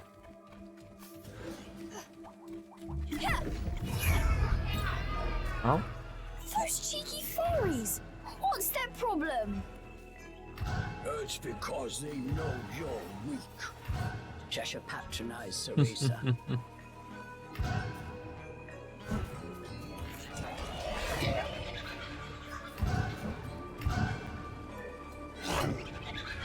So that's a no.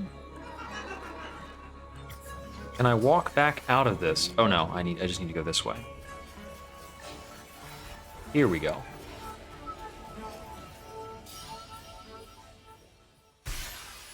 Oh, I think she did the little blow a kiss thing to it. I saw a little heart go.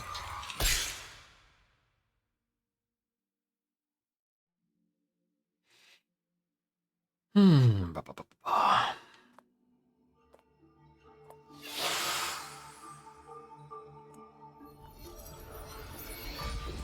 Calamity.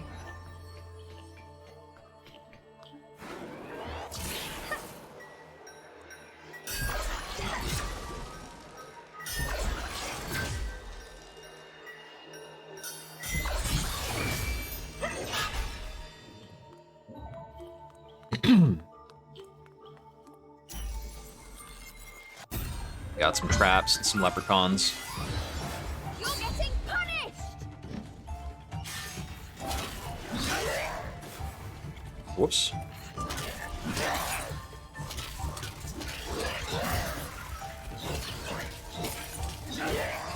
Yes, Cheshire! Over here! Cheshire!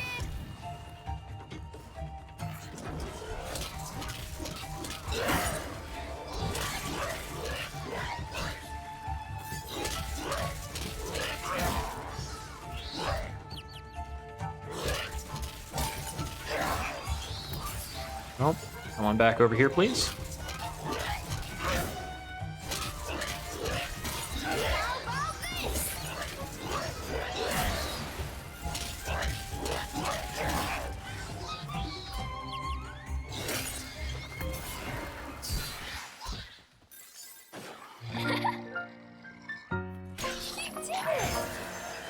I would like to have more to do with Cereza, as at the moment the combat just feels like a little bit of tedium.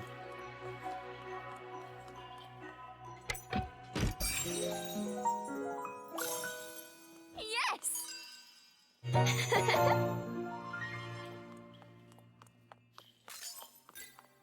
Like, I can see and understand the potential for more to be in this combat, or for me to have more to do.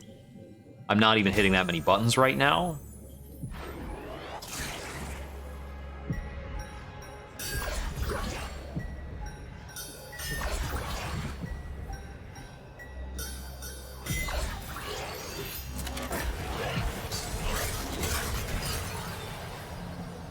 Some of that might come from the position of playing other Bayonetta games. I mean, if you come from playing Bayonetta to playing this, they have to expect that it has to have some overlap in audience.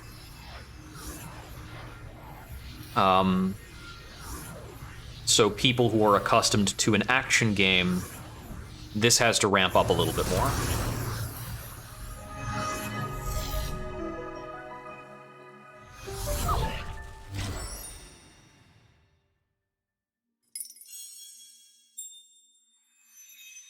Okay, so I'm in a new area map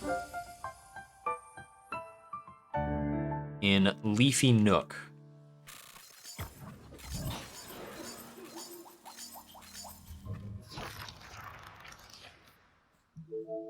In a nearby grove, there was a place illuminated by moonlight. These unlock a new ability for me. I could use more. The magic grace in Cereza's wrist began to glow.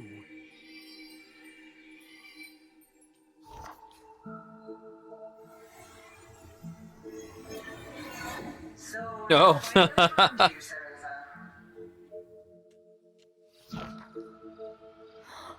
Morgana? Uh-oh, been caught being bad. Cereza blinked in disbelief as the ghostly figure of her teacher appeared from within the moonlight. Thank goodness you're safe. When I realized you'd gone to the forest, I was beside myself with worry. Now, if we're using Morgana by name, does that mean there's a Merlin in the world? Is he a Lumen Sage? But really, Cereza, to enter the forest despite all my warnings. You even made off with my magic brace. Just what were you thinking? Although this was only a projection of Morgana, her scolding somehow managed to be even more intimidating than the genuine article. Cereza could only hang her head. I am looking forward to a thorough explanation once you're home safe. But I'm afraid escaping the Howell Forest will not be easy. Morgana's expression was grave. She explained how the fairy's magic turned the forest into a labyrinthine trap, one in which Cereza was currently ensnared. Yeah, it was probably a bad idea Enchantment was so to come in strong, here. Even Morgana herself could not easily break it. For now, all I can do is support you from afar. I will begin researching ways out of the forest. You just find a safe place, and try to stay alive until I find a way to save you. Don't worry, Morgana. Look! I was able to summon a demon of my very own. Is that... You summoned a demon into your stuffed toy? Cereza... Well, it will have to do. If you are able to wield that demon, your chances of survival will increase greatly. Yeah, I mean, we're kind of pinned on the demon all the way through. However, if you search carefully, I am sure you will find objects that will help you develop your magic abilities. What about these sparkly things? I've picked up a bunch of them since I've got here. Good question.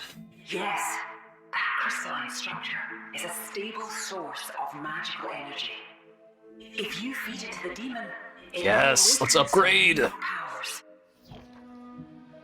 The light of the moon began to wane. Give me more stuff to do. With it, Morgana Wanna hit buttons. grew faint. It was as if the forest itself could. Cereza, listen well.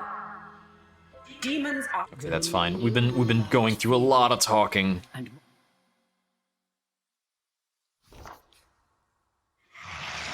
So I'm assuming we can do level ups at save Cheshire points was in a now? foul mood. What was that? Morgana is my master, and I will not have you speak of her in that way. We I won't feel translate bad for what the worrying demon's her. saying here. But I don't get why she's so overprotective. I mean, I summoned a demon and everything. Cereza wished that just once Morgana. It's a would very tell her to squeaky the voice delivery, which is like that's hard to do to very like to be cracking on purpose like She that. had already That's got to be forgotten exhausting in the Morgana's booth too.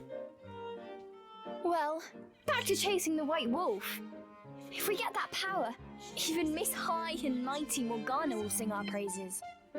But it's very important to the youth of a character. Oh, yeah. Those little sparkly things. She said they might help you grow stronger. I wonder what that means. What is this? In one corner was a rock, polished to a shiny finish. Oh, is this what these Would make rocks a are good for? Because it's like the substitute third for the time I've seen a wares rock she that used looks when like training. this rock model. Hey! Without Morgana breathing down my neck, I might be able to get in some good practice. What, dancing practice? Worth a What are we try. doing? Here, Cereza and Cheshire can learn new skills. So I'm guessing one type of currency upgrades Cereza, the other is for Cheshire.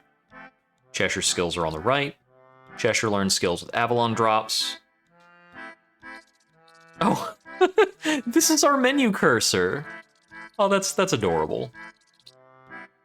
Charge Strike. Okay, cool. Yeah, it's something more to do. Here, have some. And it looks like it's a traversal.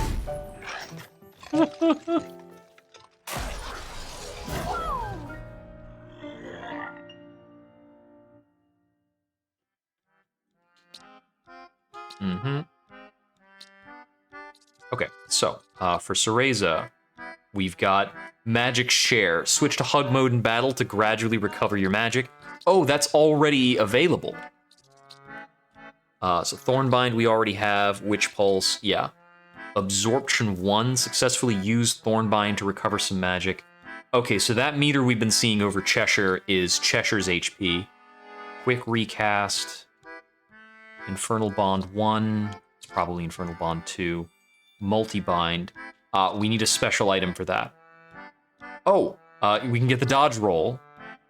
It's pretty important. And then big pockets. Don't need that. All right. I'm assuming more stuff will become available over here later. I want the dodge roll. Maybe like this? This is how she practices the skill. And then we're gonna grab this faster spell cooldown. I'm gonna skip through that. Okay, cool. And then for Cheshire's stuff, in hug mode, we can have him jab things. We can get him a dodge roll. Oh, we can get faster movement speed by extending him forward. Chomp. Charge Strike near a weakened enemy to finish them off. Okay. And then some things we can't see. Bind Combo. Ooh, okay, that's big. But that requires a special item. I'm gonna get the Chomp. Eat up!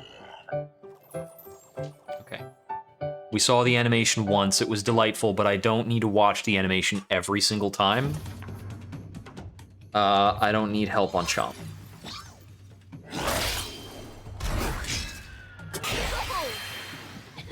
Let's go!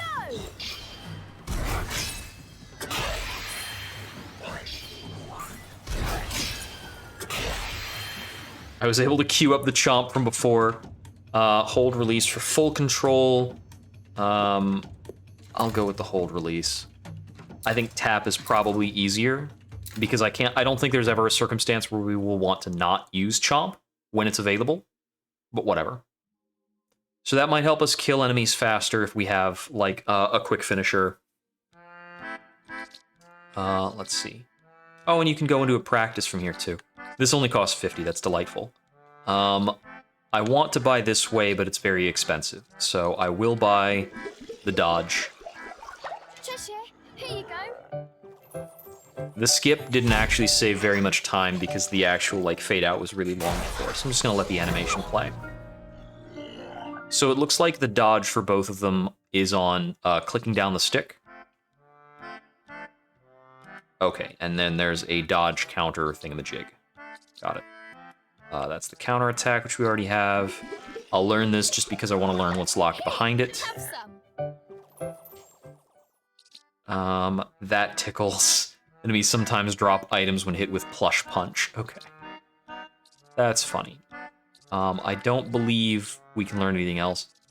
Okay, so the ones with the green circles around them are the ones that we need extra items to get. Cool. Let's take a break.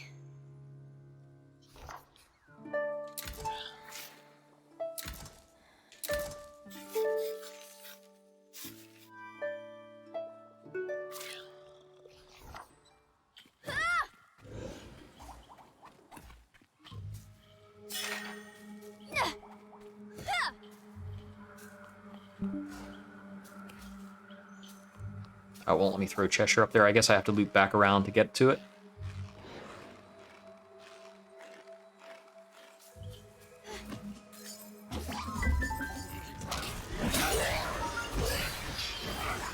Come here.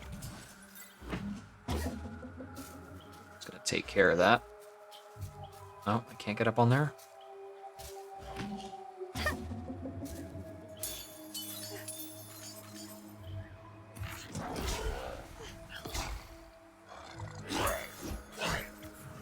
That's hardly anything. It's barely worthwhile. Oh, no thank you. Going over here now.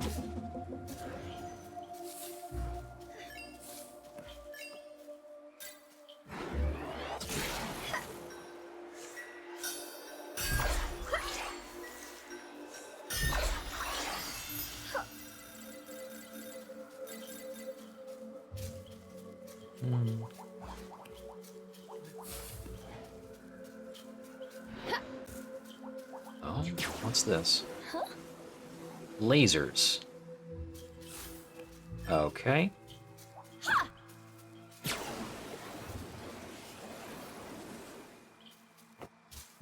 Seems a little arbitrary for now.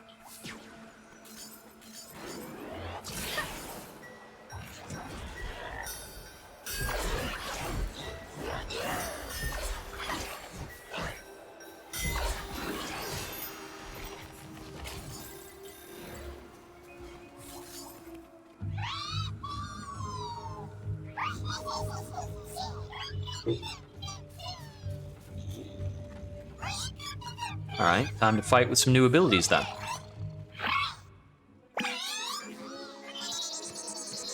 Oh, don't just run away. You could have helped with this.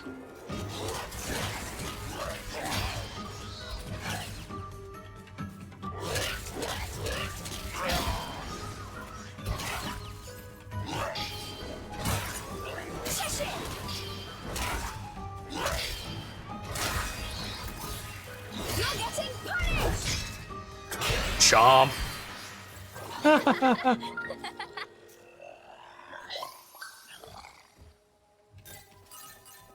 Pick up all the stuff. Look a little weird, maybe attackable.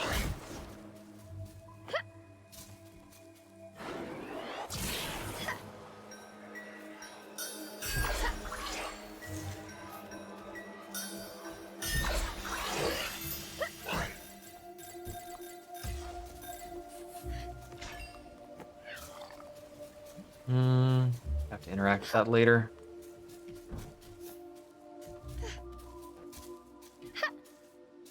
Cheshire.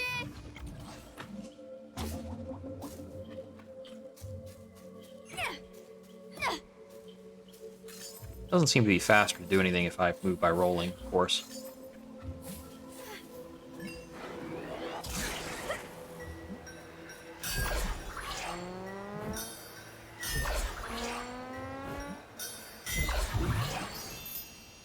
Seems like a bounce pad.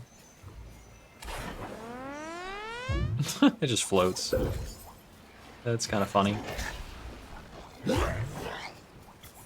Wasn't sure what that was.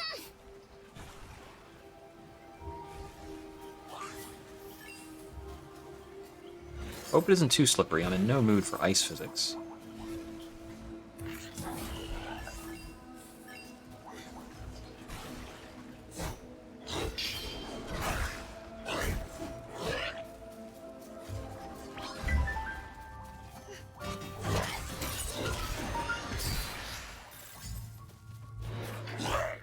That was hardly worth the time.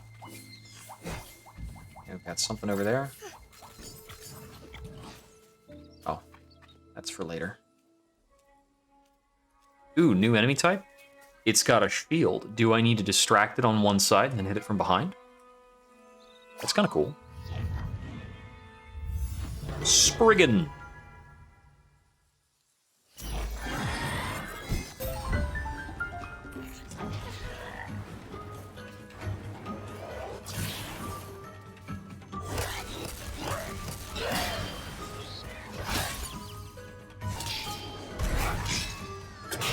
Goodbye.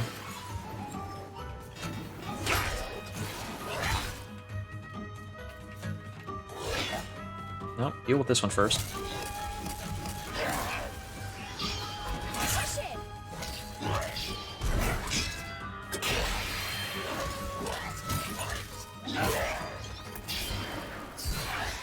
Cool. Perfect. I think I've taken a hit in combat once so far. Okay, let's see. We've got a chest up there, Cheshire, over here. but it seems like I can't get up there yet. I think that's gonna have to wait until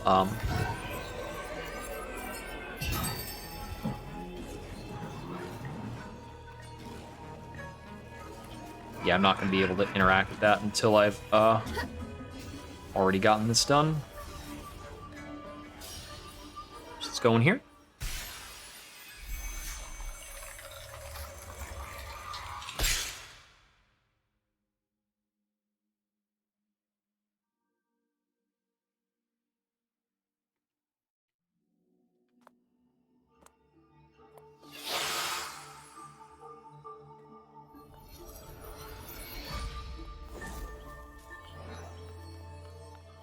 Rotation. Is this another challenge?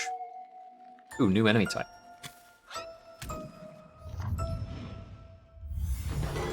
Pixie. Wonder if this needs to be thorn-bound since it's flying. Prepare yourselves.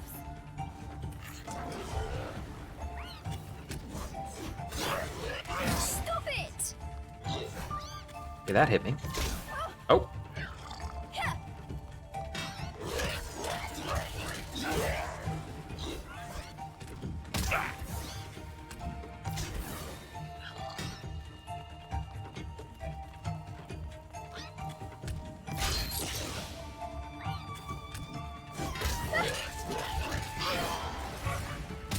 Yeah. This is actually hitting Bayonetta, hitting Cereza a couple times.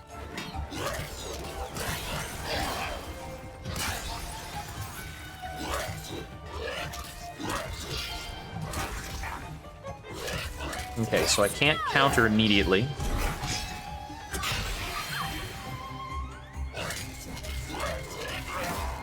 After finishing an attack sequence.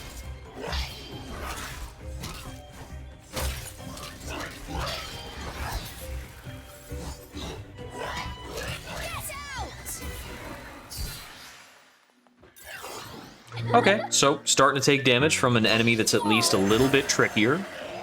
Still nothing I can't mash through. I mean, it's when they're on the opposite sides, it does weird me out a little bit. There we go. I suppose Cereza on the left and Cheshire on the right is actually the natural way of things. Other way, please. That's fun.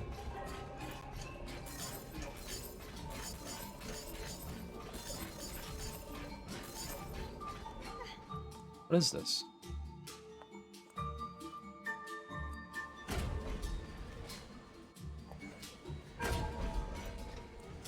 Huh. Oh, I see. We need to climb on this, don't we?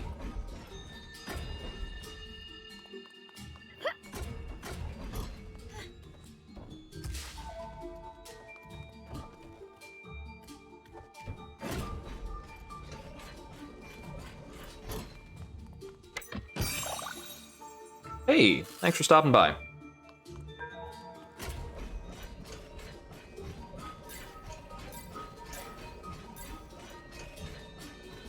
We're having an interesting time, but whoa, interesting time with this so far. I'm mostly enjoying the visual spectacle, but it does seem a little heavy-handed in its tutorializing.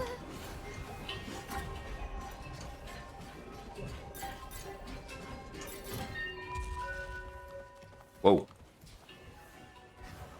Okay, I see. So we've got a checkpoint over here for that. Through over to here. Here. This. Up. Cheshire's behind. Oh, Cheshire's blocking these.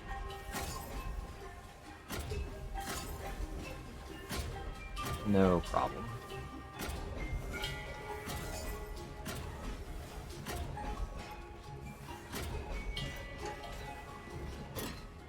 And that gets up there to match with that.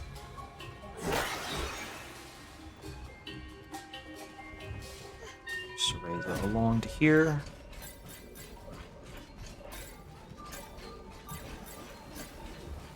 Okay. Whoop.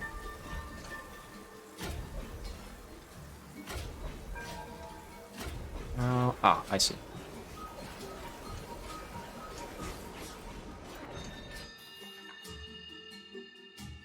Oh, that's neat.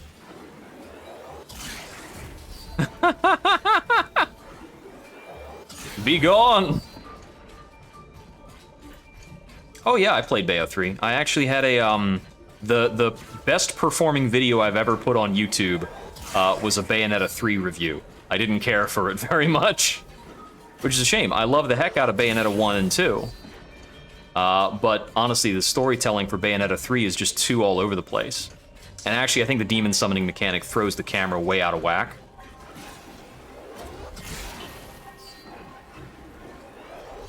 They actually needed to make the demons a bit smaller. Actually, a lot of things in Bayo 3 need to be scaled down if they're meant to be presented at the same time. I like that she has a little duck animation that she goes into automatically when these perils are nearby. But actually, the animations for Cereza have been really great here. Throughout. Cool. I don't think it has to do with it being on the Switch. Because I'm not talking about graphical fidelity, I'm talking about just the function of the camera has never been that great in the first place, but it gets exacerbated when you have these really big enemy models, while Bayonetta is just as small as she's always been. I had to, like, untangle my brain for a moment there. Right. Eh. I am mostly doing fine controlling the two characters, except when they're in a moment that, like, actually just mirrors.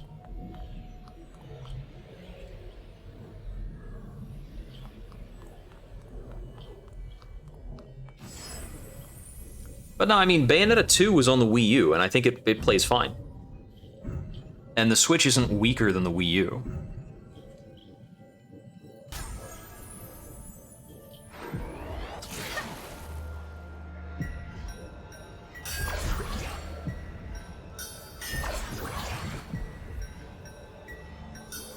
Yeah, Viola has a lot of problems. Like, her voice acting performance is really bad, first of all. She doesn't have almost any time on screen with the main cast. And it doesn't make sense with what they're trying to, like, set her up for, which is kind of an overarching problem in Bayonetta 3, is actually has the problem there isn't enough dialogue. They use almost all of their cutscene budget for just, like, little fight stuff. I do fights when I'm playing the game. You don't need to make me do fights in cutscenes. Oh, we've got a lot of Tiernodogs in this area.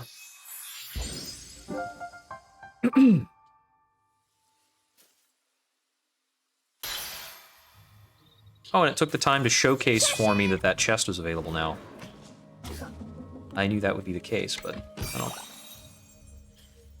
Consumables that I will never use. All right.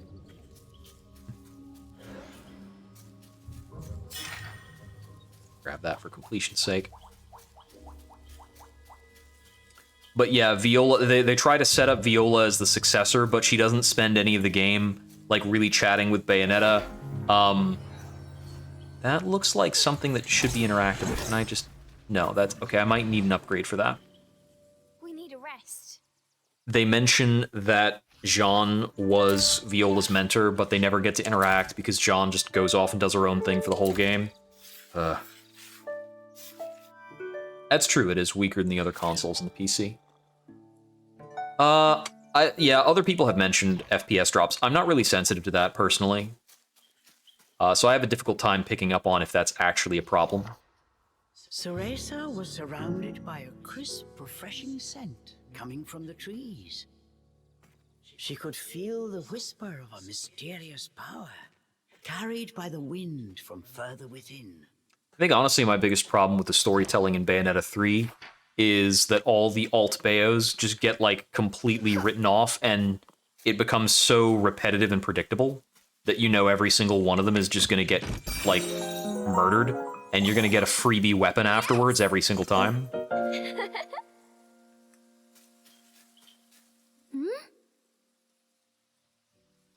It does look weird. Sure, I'll be interacting with that in a bit.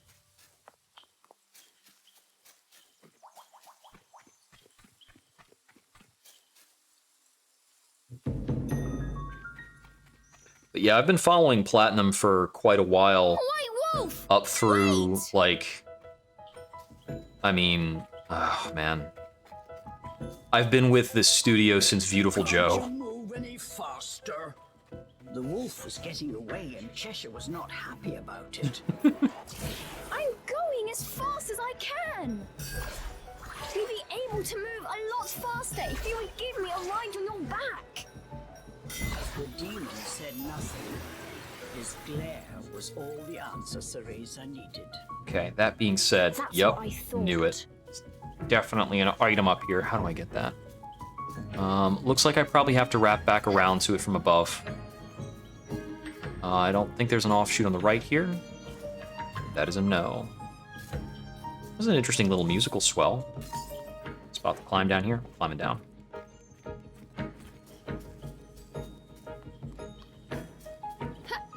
After Bayo 3 was out, I had to go back and replay Bayo 1 as a palate cleanser. But then in January, they released Hi-Fi Rush, which was amazing. That's not Platinum, it's Tango Gameworks, but the X-Pro for it was, I'm forgetting the name, Shinji Mikami, who's like back from the good old days of the RE4 team in Capcom, who was also the director of God Hand. And if you haven't tried that out and you enjoy Bayonetta, hit that up. Hi-Fi Rush is legit. Oh, this thing's like actually, you know, standing. Like maybe a full kind of guy. Fumharak? Fumharak? All of a sudden, a tough-looking fairy appeared out of nowhere. Cereza was startled, but tried to regain her composure. Why don't you flock off already and leave us alone? Oh, hey. This is the right time for me to have a dodge roll. Cheshire let out a sigh as he pushed past Cereza to face down the fairy. Who's gonna be the appetizer? And who shall I save for dessert? Roared Cheshire, his mane rippling and claws extended. Does Cereza learn her sass from Cheshire? Is that how this goes? Oh, is this a boss? Whoa, please no.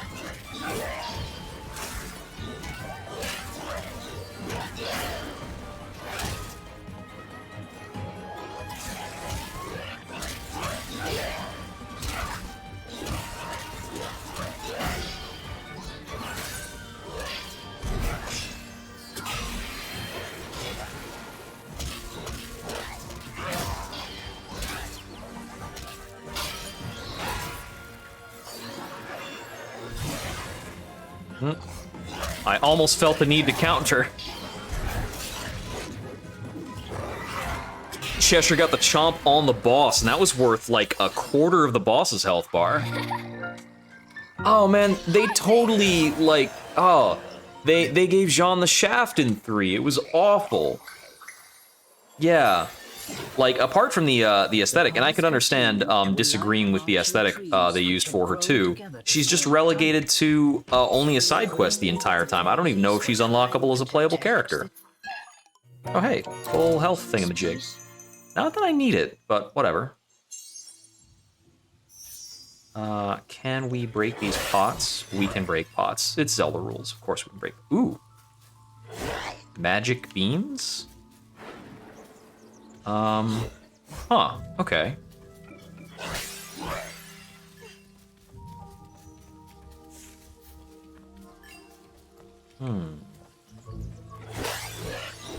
Maybe... No? Nothing? Okay. Oh, it looks like we're just proceeding forward along the obvious path. I honestly don't need to be checking these little side bushes. I don't need more benefits. Wood Shrine. I guess this is how we'll learn to interact with these little, like, pull tab vine plant things. I don't think so, because Rosa doesn't do anything in Bayo 1. John stabs Bayonetta in Bayonetta 1 in the flashback sequence. That's how she put her to sleep, is like some magical dagger stab thing. Honestly, Rosa also gets underutilized in Bayonetta 3, even though in Bayonetta 2 you have that really cool segment where you're playing with both of them. Wait! What are you doing? Leaping from Ceresa's grasp, Cheshire lunged towards the wolf. Stop running and tell us how to get that power already. Cheshire was fed up with this wild wolf chase. He wanted answers. Cheshire! Stop! And listen for a second! It's funny that Cheshire's only voiced by the narrator making a voice.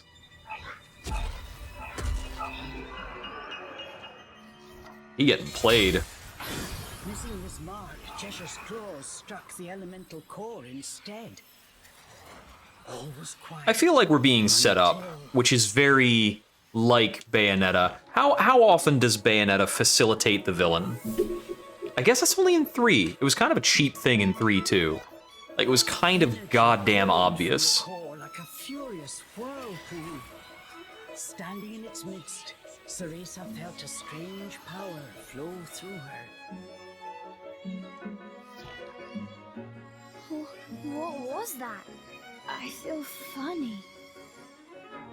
So I'm wondering if they're gonna kind of do different power sets per this game, if this is gonna become its own kind of branch of stuff, and we'll have like a Bayonetta that is a grown-up version of this Cereza, who has entirely different powers and mechanics. Which I'm on board for. I mean, if they're not gonna keep the Bayonetta going from the main game, I'd rather progress this character than invest in Viola. Viola doesn't control well in the first place.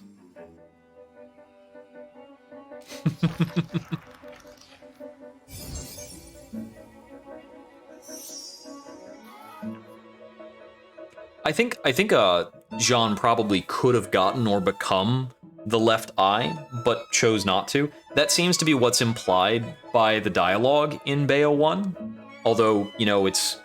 I mean, the story is kind of hackneyed. Change Cheshire to wood form. Let's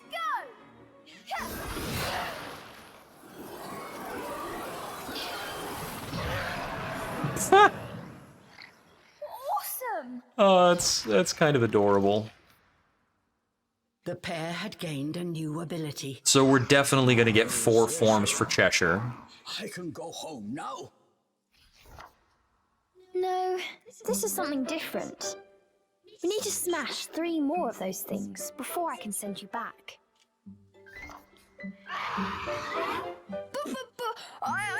I'm sure this power will come in handy for something too. I know. That is why we're following that wolf in the first place.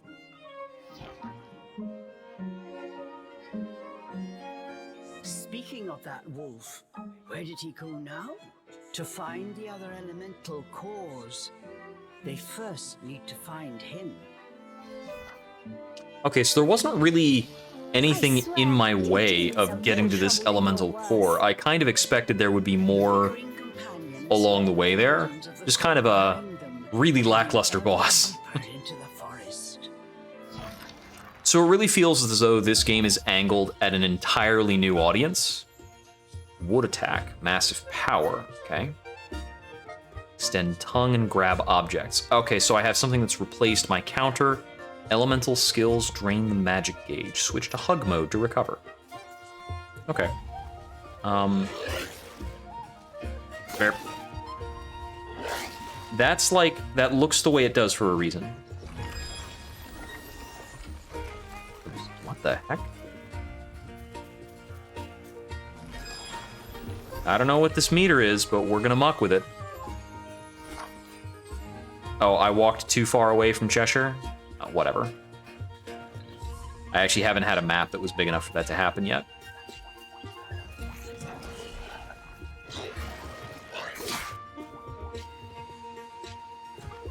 Okay, I need to pull after I've tethered on.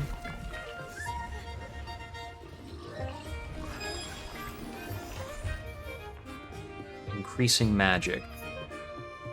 Oh, okay. This will give me another magic gauge. Cool.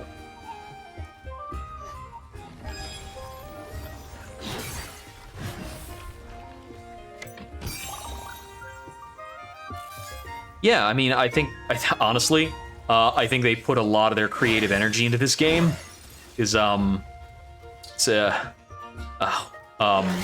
Bayo 3 is kind of bereft of some design qualities that are on display here.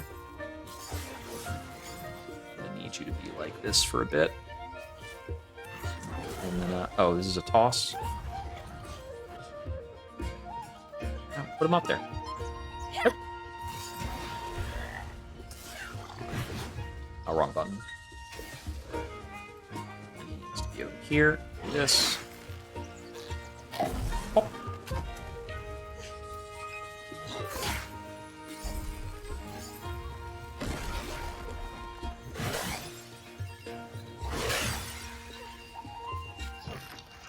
Honestly, multitasking with these two feels good. It's just, we just get interrupted a lot while we're trying to play. That's true. Like, the combat has a very high skill ceiling in 3, and it's kind of cool, but I just think a lot of the mechanic feels clunky, and especially controlling Viola. I think the problem with it is not actually about the combat mechanics as much as the enemy design. I think the enemy design is pretty lame. They have a really nasty tendency to do off-screen attacks with really, really low audio. Yeah, the game is not built to work with... the enemies are not designed to function off of Viola's parry. So anytime you need to deal with that, it just feels junky.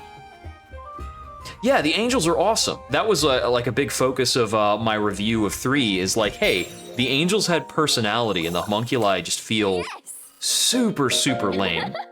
The demons don't have as much personality as the angels, but I kind of respected that that was the difference between them. There's a nice little upbeat tune through here. Very different musical styling for this game, of course, because we're not all about, like, you know, the kind of badass stuff.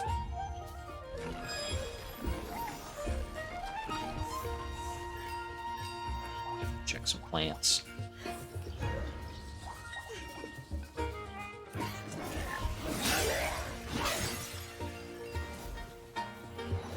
Let's see. I need to pull from this. Make sure I don't get shot.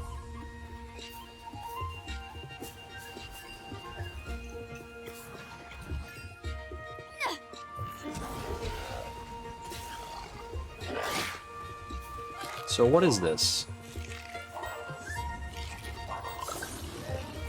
Ah, it's just stuff.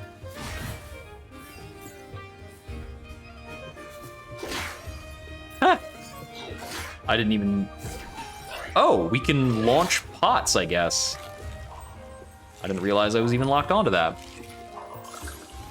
Because, yeah, you've got, looking back on the discussion, you've got bits where the angels are even, like, fearful and things like that. Well, let's just jump on down, grab this.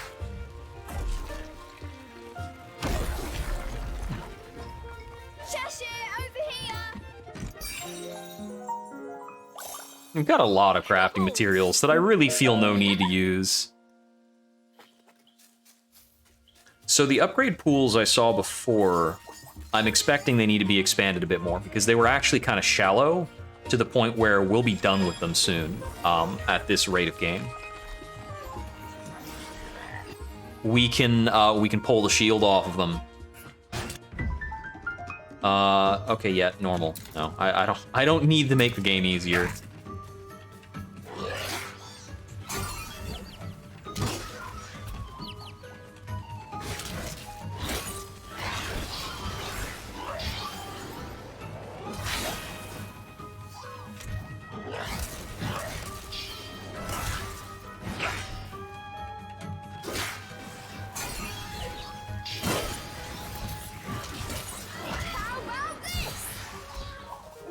And he's full again because the combat's over. So the magic gauge is more than enough to finish a combat. At least for now. And hey, it'll give me a mechanic to actually, like, think about while I'm doing stuff instead of just mashing. Seem to reach that? Okay.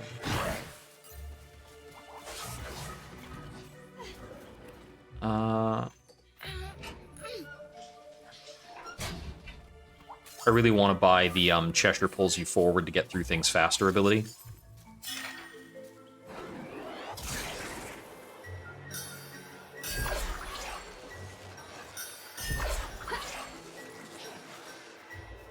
Oh yeah, the fight with Jubileus was a delight. That's part of what made 3 feel like the final fight with Singularity. I just kept waiting for it to be over. They do like 4 world-ending attacks and he's still hanging out, and we finish him off with something we've already done like 4 times. That was so weird. Like, we finish him off with an attack that is part of our regular repertoire. It's just the laser. You can do the laser as a command input whenever you want, as opposed to the other 2 games where we summon like Mega God to slap the crap out of Jubileus and or Eopter. Ha!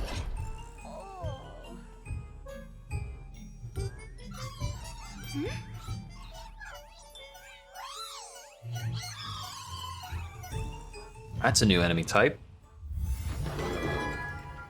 Amadon, Apprentice Clown.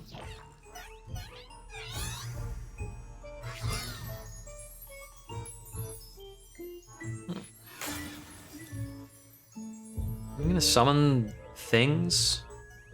Stop it! Give me a break!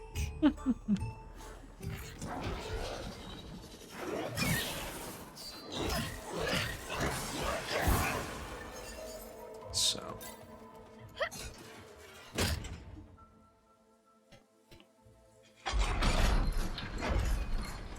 Okay, yeah, so one of them's gonna be stuck and I'll have to pull it down with Cheshire. It's fine.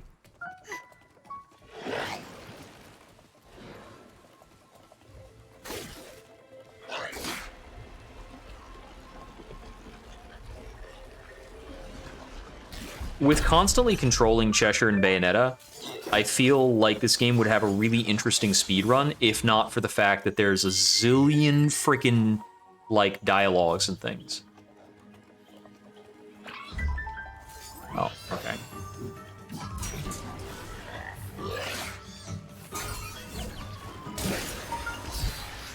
Oh, it's already dead just for having, like, just for having that thrown at him. Come on, I know you got the lock on. There you go.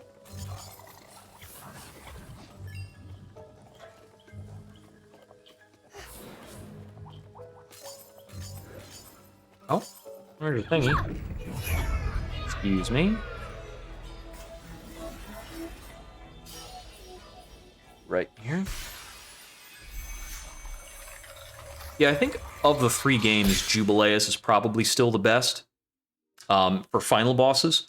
Although the second fight with Baldur in Bayonetta 2 is my favorite fight in the entire series. It is appropriately, like, messy. The fact that he keeps, like, slipping out of your combos and going back in to do his own stuff, that is necessary in a rival fight to have it be actually challenging in just any kind of action combat game. The rival cannot allow you to combo them the same way that, like, regular schmucks do. I mean, that was what was good about John in the first game as well.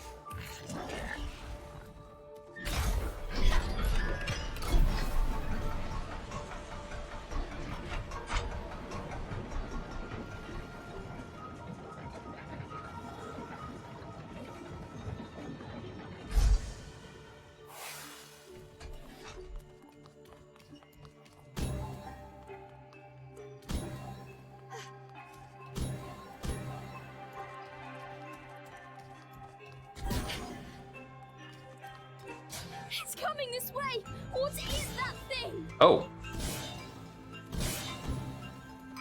Gotta find the right path. Okay, this is good. Add some challenge into these segments. No? Okay. Oh. Woo! Bayonetta.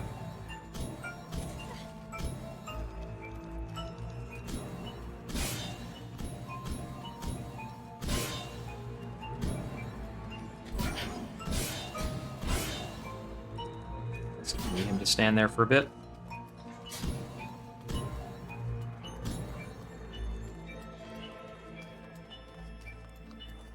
Okay, it's good that this one was timed. That was actually cool.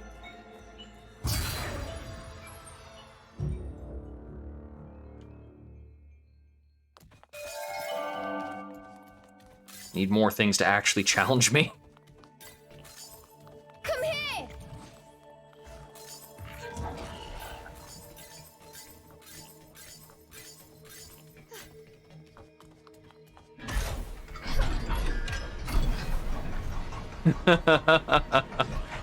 Bayo 4. Yeah, I think I did see on Twitter or something that with all the backlash over Viola, Kamiya was kind of recanting on whether or not, like, Viola would be the series rep, and whether or not Cereza was dead. Yes! Oh, cool, another health up. Looks like I did lose a little bit of health for running into spikes, which, you know, I suppose that's valid.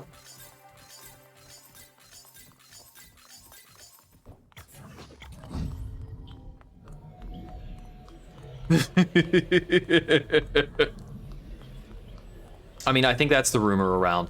I would not expect them to ditch Viola as a character, but I think that whole concept needs more time in the oven. I mean, everything in 3 is just hasty.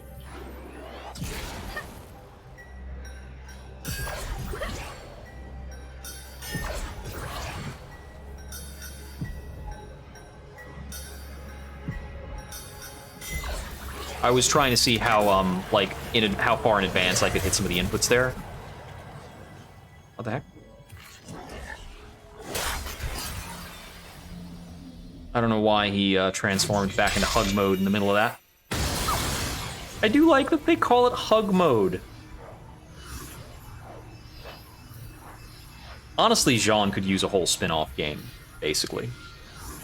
If you don't want to use Cereza for a bit, have us play Jean. And make it a prequel. Do it, like, during the Witch Wars. Plenty of stuff to fight, make it cool. That whole Umbran conflict thingamajig.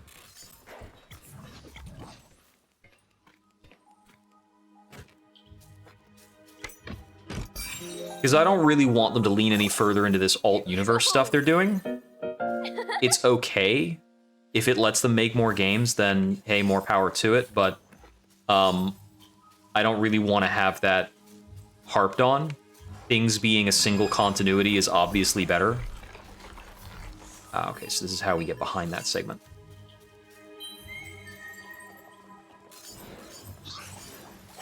Oh, you.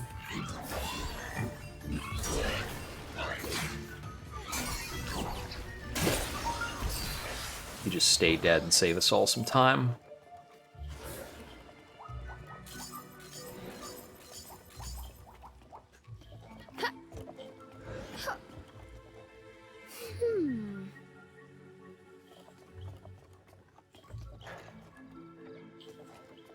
I mean, we just dealt with those boards, so, like, it seems a bit odd to be harping on whether or not they collapse at this point.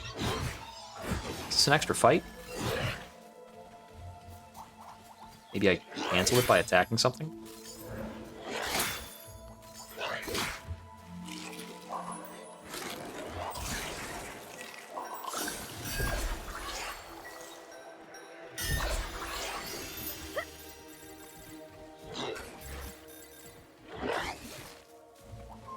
Okay, I couldn't quite line up with that while it was off screen. Oh! Guess we're in a fight now.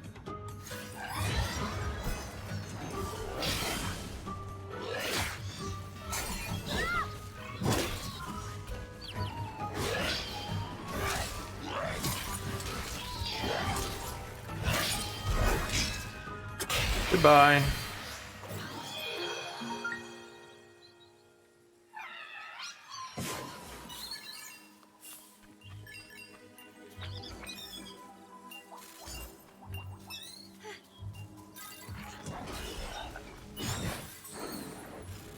One of those tooth fairies.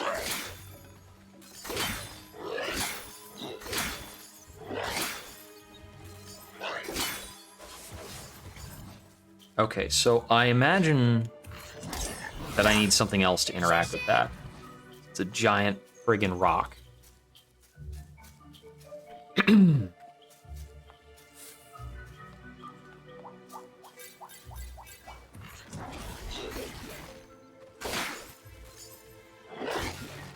on, grab it.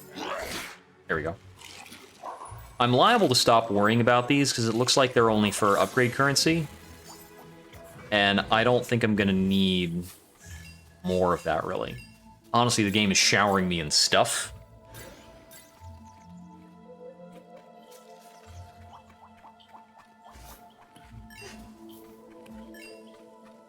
Honestly, it's weird that Bayonetta has a stage name.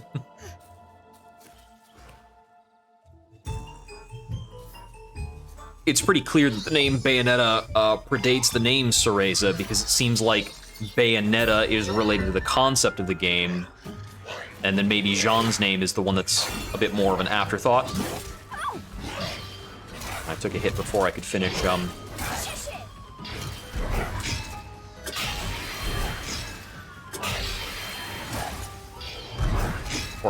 tying him down. Oh, wrong button.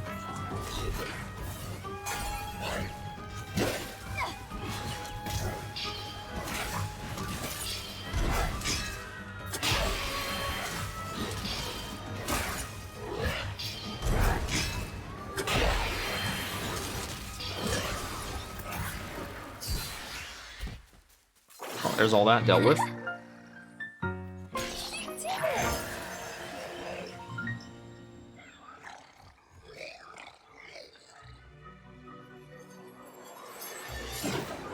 What could that be? Oh, that's one of those upgrade currency items, isn't it? Cereza spotted something that looked like fruit. Looks good.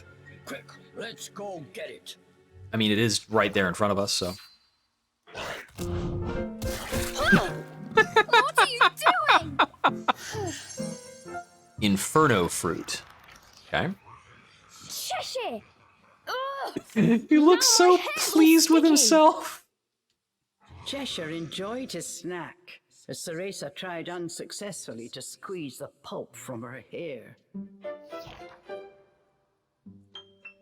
Do you have any idea how important hair is to a witch? Be careful! Oh, all that fur on your head and a fat lot of good it's done you. Quiet! I'm working on it. Just you wait. I am wondering if Bayonetta is going to start to get into some kind of hair magic before the end of the game. Allows Cheshire to unlock powerful skills. Oh, okay, we get the location of them on the map. Yep, there's some other stuff that Cereza can use. Cool. I mean, the initial thing the initial set of skills were shown only has like one Inferno Fruit skill and one of Cereza's correlative.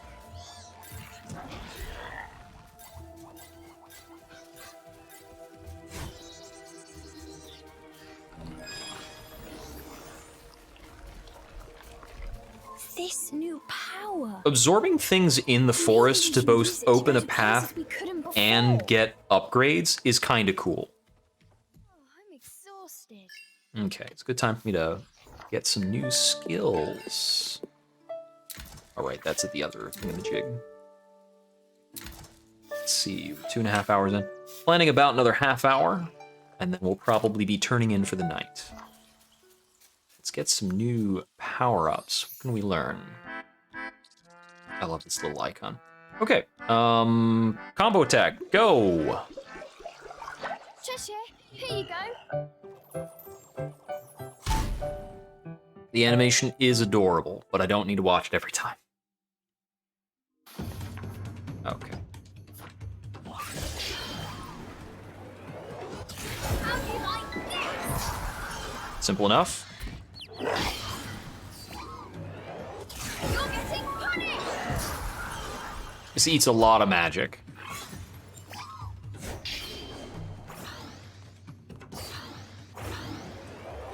Prepare yourself!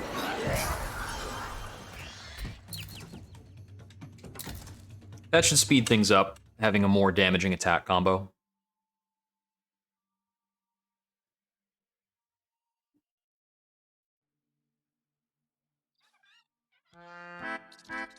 Okay, I wanted to buy this one, just to move around faster in general. Eat up!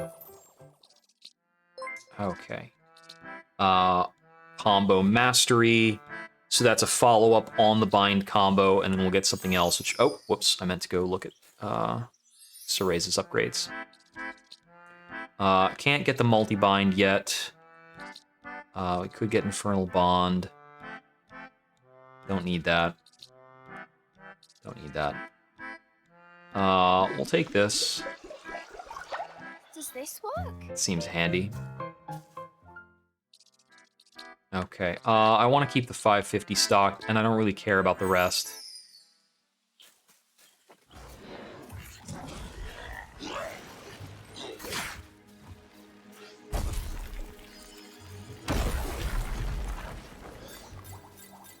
Oh yeah, now we're motoring.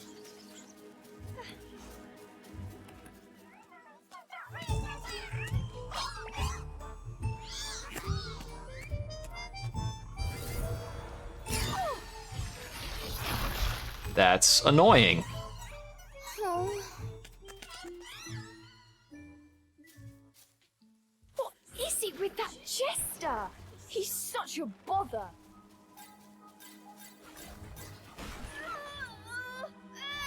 Can I get out of this? I was hoping the cycles would be nice and just let me through. That is a not quite. This looks like it's opening a shortcut.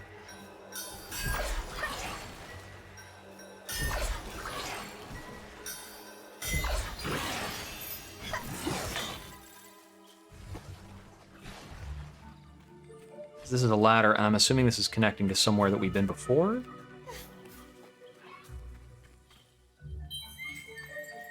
Maybe. Yes, yeah, we've been down here before. It was an offshoot previously. Oh, thank you very much. Although I haven't been called Pookie before.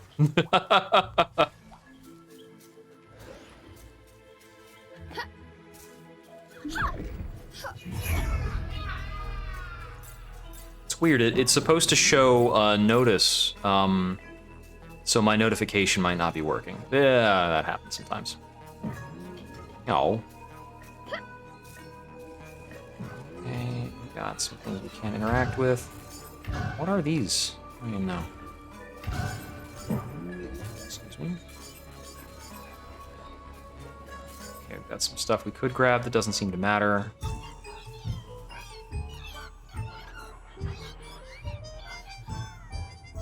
Is this jester a boss? We seem to be spending a lot of time focusing on it.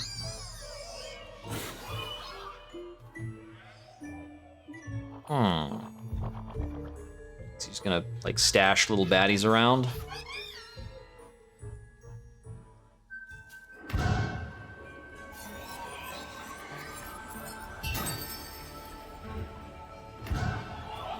Oh, I see. It's, Oh, we're gonna need to be on the other side to pull that, aren't we? Okay. So I can absorb this even if we're in the illusory mode.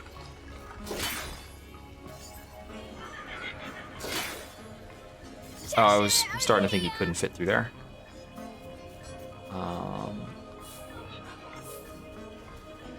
Let's see. So I can't throw him up there. I don't think I can climb up there normally either. Oh, I see what I need to do. Cheshire can climb up there, but Cereza can't. So we just need to do this, and walk her across. Oh, it was? I must have completely missed the notification. Oh, I know what it is. The notification is tied to my computer sound, which I can't hear right now because my monitor is dedicated to the Switch instead of the computer. Okay. So I'm not going to hear the ping, I don't think. Or maybe the ping happened and I just completely missed it. Oh. Okay, so I have to dispel illusion on the fairies before I can kick their butts.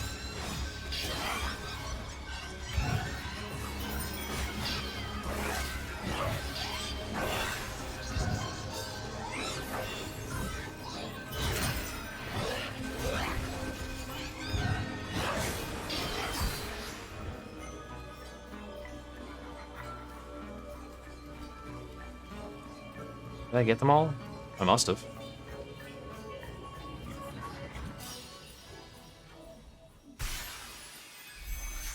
Okay. Into the next thingy.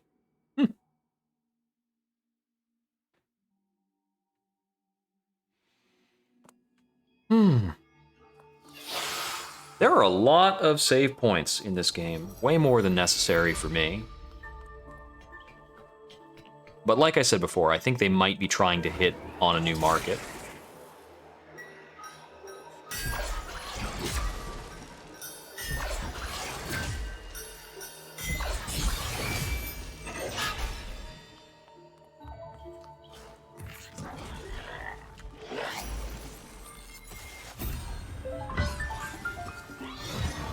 Prepare yourselves! Shush it! Let's go!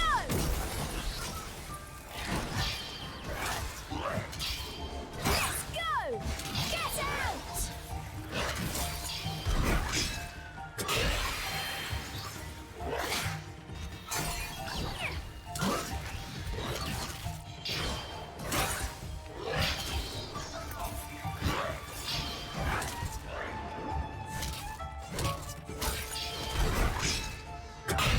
Okay, had to leave wood mode to finish up. Is this a refight with a... Oh no, this is a new guy. Man, you almost have an attack pattern. You know, come to think of it, this is the first Bayonetta game that doesn't feature witch time.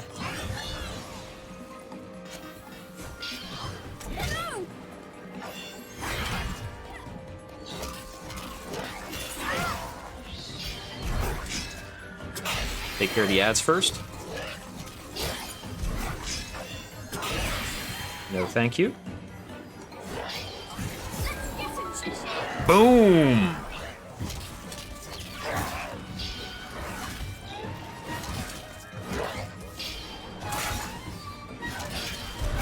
You're mine! Okay, so that was pretty mechanically satisfying because that enemy was actually, like, trying to mess me up and was actually diving on Cereza.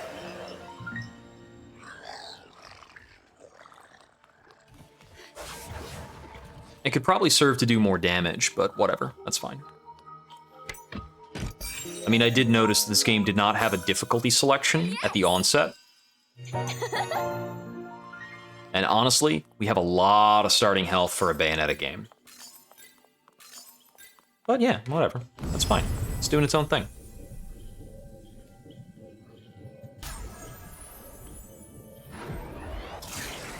Like I mentioned before, it's absolutely big Okami vibes. And it takes forever for Okami to get going. That being said, Okami's really friggin' long. I'm expecting like 10 hours out of this game, probably. Isn't Okami like a 40-hour game? Huge game. I think you're playing Okami for like 4 hours before you find a dungeon.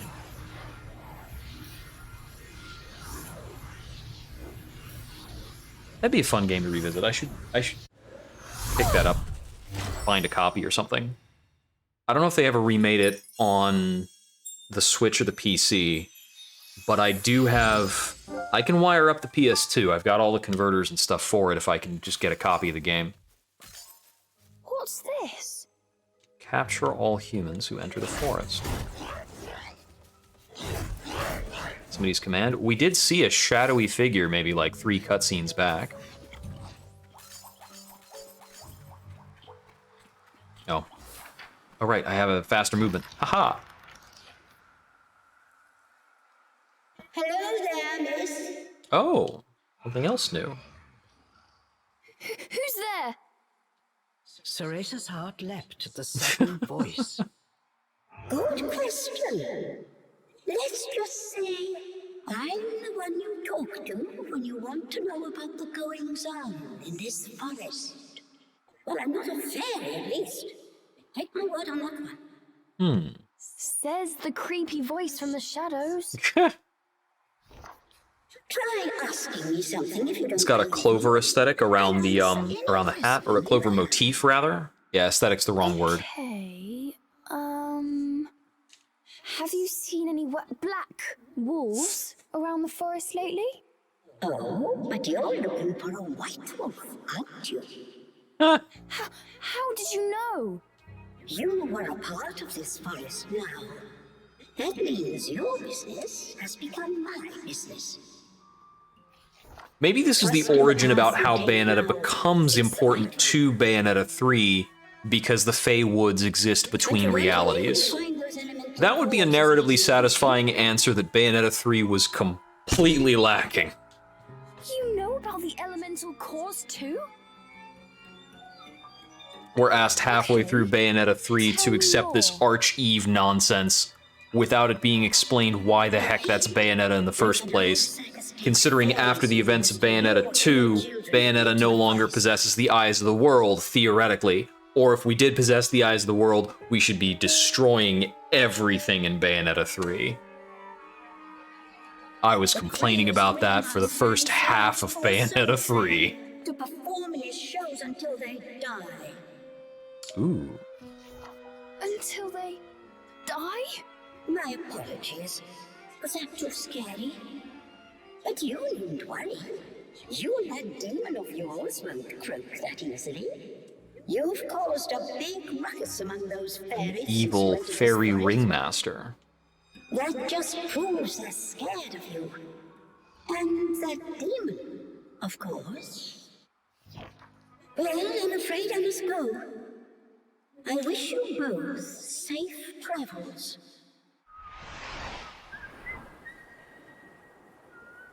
She leaves with a whisper. She did not give us a name. The voice faded away. I'm certain she's also going to be named after a famous character. And she's gone. Just who was that?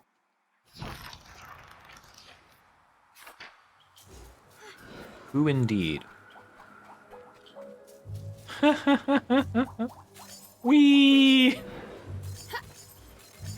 This is so much faster. Hilariously so. Let's take a break. Quick save.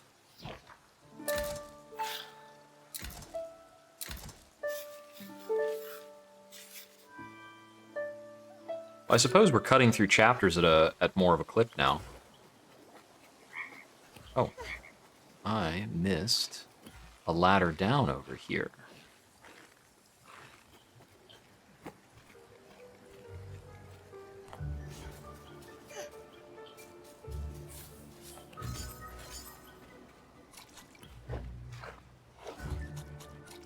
Oh, we can completely violate this, like, slow movement thing.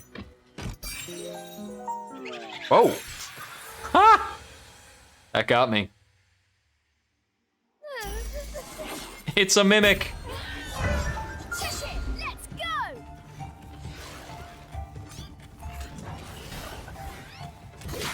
Oh!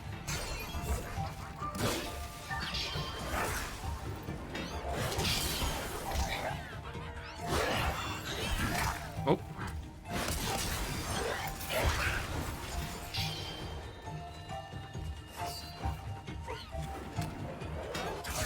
You're getting... There we go.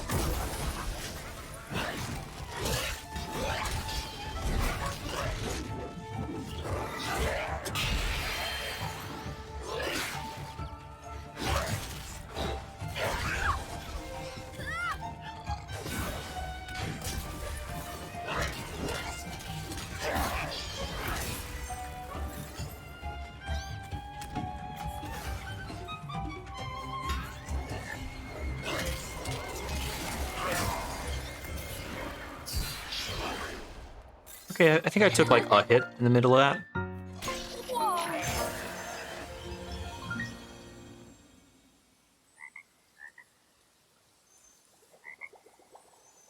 Can I have the chest now? Yes!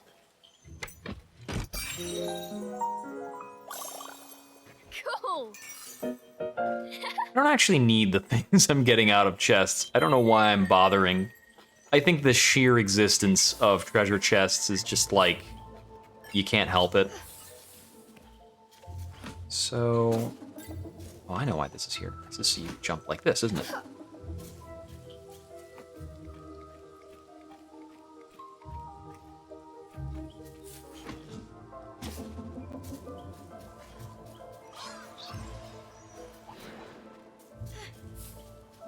Okay, so this is the other way we could have gotten across over to here. Yeah, this is the way that we were supposed to go in the first place, so either one of those is a detour. That's okay. Oh, and there's something up there for us to activate? How do we get up there? Prepare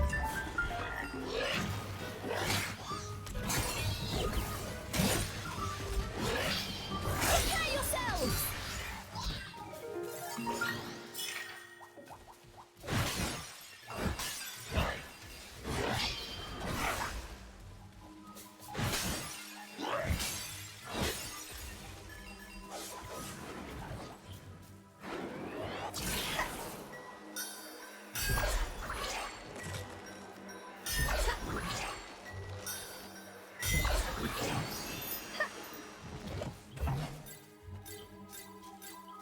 That looks like a new kind of interactive thing. Oh, it's a bomb. They're bombs.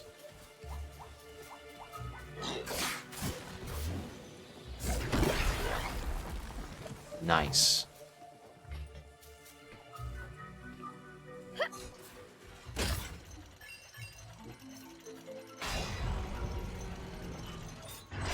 Have we here? Come here! This is creepy as hell. Could that be a wisp? Cereza remembered something Morgana had told her long There's a ago. noose on Children screen who right up perish in there. Avalon become It's not like a wisps. true noose because it doesn't have all the Souls like the cast 13 to wander loops or the forest whatever. Forever. Hi there, little guy. Are you okay? He does not seem okay. Who are you? Are you lost? You can talk? I'm Cereza. What's your name? I'm Colin. I am very distressed. Colin, you look troubled. Is something the matter? My friends. The fairies took them away. Colm's lower lip quivered as he Oh, you're about to become a collectible to me. wisps and teased Oh, man. To go help You're gonna them. fall so far in my view Against those once I fairies. understand you're an objective. You just leave those mean old fairies to me. What? For true? The wisp wasn't the only one surprised by Cereza's bold claim. Well, we can't just abandon Good night. them. Hope to see you again some other time. The demons squared off. Neither budged an inch. Yeah, we can't stay up too much later on this. I do have work tomorrow. I don't have to drive, thankfully, but we do have to work. Cereza was determined. Well, I'm Gotta going, roll out of bed and log even if into I a have to computer. fight those fairies myself.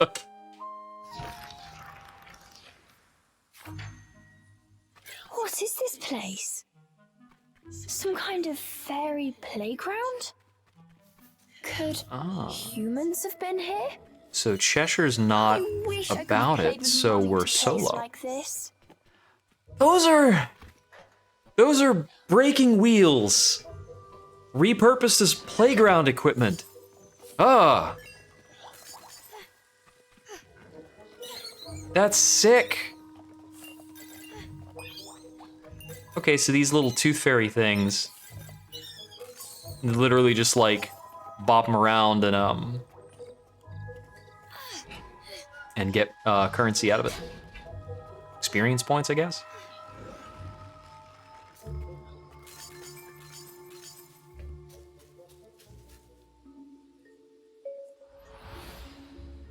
Fairyland Tower.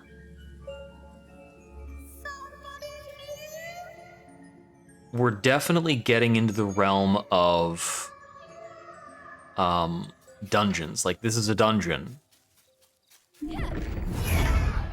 So I'm not going to be able to navigate through that without Cheshire, for one, but also I guess I need to find the Tiernanog that's creating that effect, because I won't be able to slash that down while the Tiernanog is active.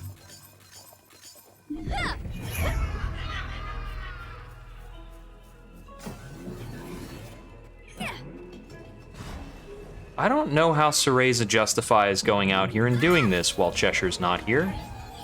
Oh, you jerk. I can't fight you right now, and you know it.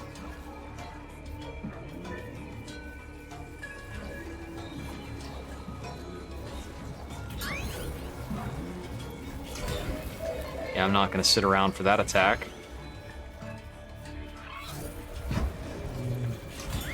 Gonna have to work faster, mate.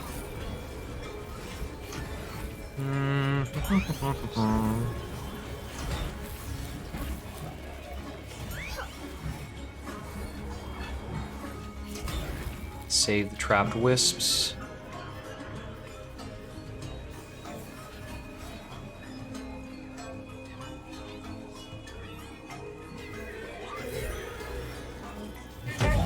See, I'm gonna have to enter into this one solo.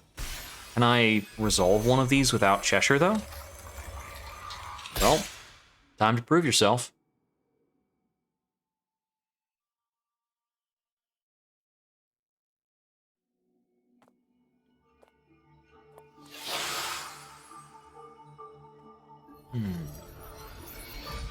The Jest.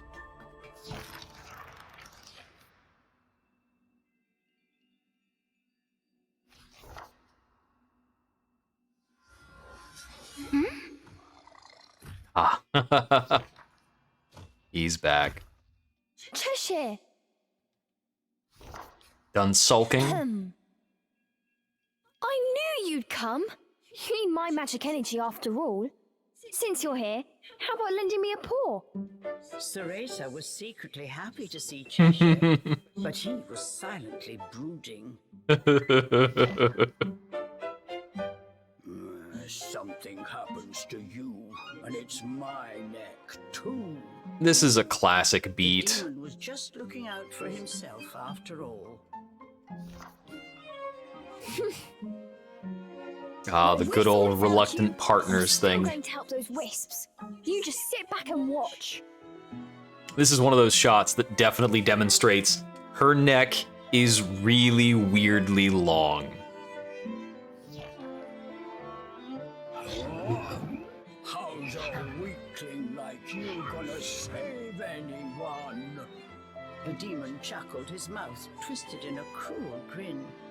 Pretending not to hear, Ceresa pressed This is a fun dynamic.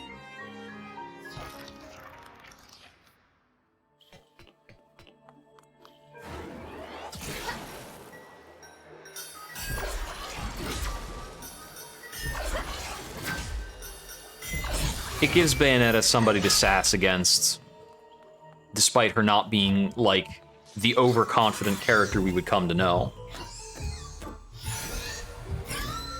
What's up? You want to boss fight me? You buffing dudes? Some new kind of buff. I'm assuming we need a countermeasure for this. Elemental barrier.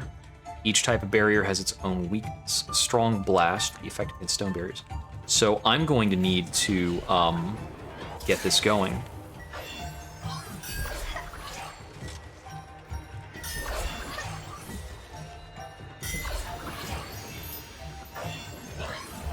Need you to use woodland. Do this. Take that!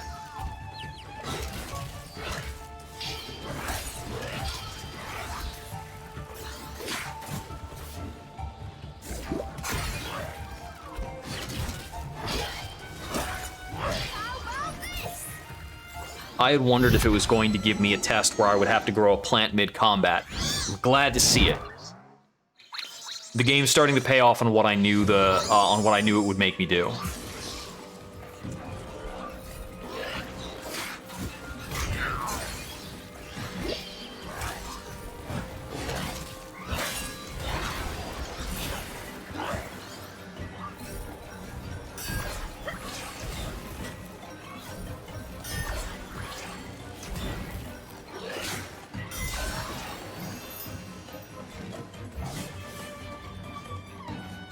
Trip that. It's not there.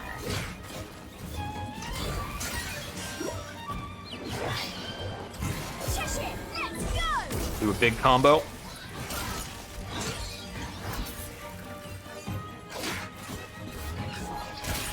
Oh, you don't have a... He didn't have a shield anymore. That was overkill as hell. Works for me, though. So it'll be really cool if we get more like utility plants and stuff in future combats, especially if there's like optional things that kind of pump us up during a fight. Oh, let's just that's grim. Ugh. Wisps. Glad to help.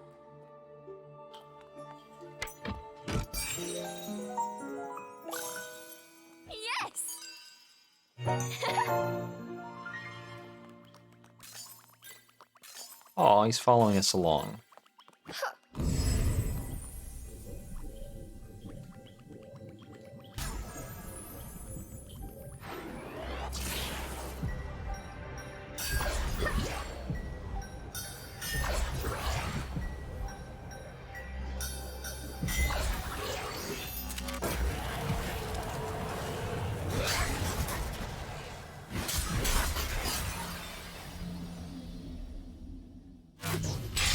I've noticed Cheshire seems to have a different attack immediately after coming out of hug mode. Like there is a summon to attack sort of combo or command input type thing. It's pretty interesting. Like, I'm not sure if it hits harder or not, but that's kind of cool. I'm wondering if the game does have a capacity to grade us on performance to some extent, or if it's got other modes. Oh, this is a very different visual style, having cleared that thingamajig. Although I suppose the entire area was covered by the illusion initially. The font is interesting. They use for a lot of this stuff. It's reminiscent of the Bayonetta title font. I'm not sure if it's exactly the same. I think it's a little toned down for readability.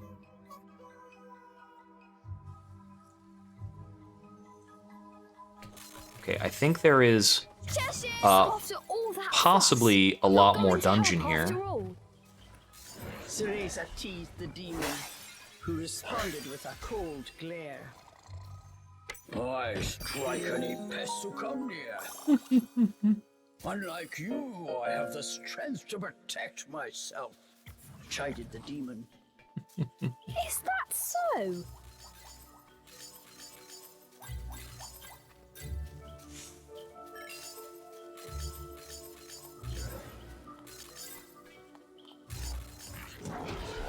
I have him run around and collect stuff.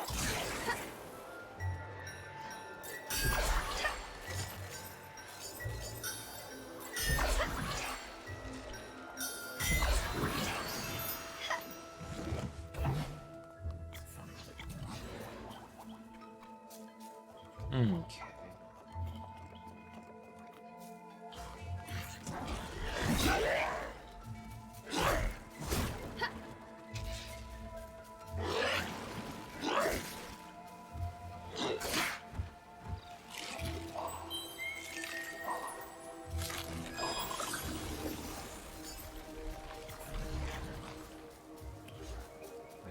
What is this? This looks kind of different.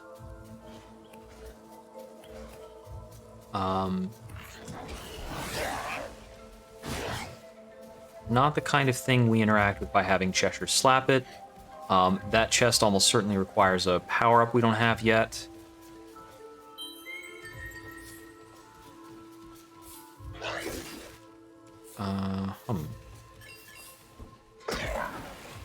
Okay, yeah, I figured that was not good. Okay, so can't interact with that while that's coated in water, at least not at our current setup. Maybe later. Can't climb up there. Can't interact with that. Almost certainly, like, in need of another element. Can we climb up this? No, that's for sliding down, obviously. It's a slide. Like, could have seen that coming.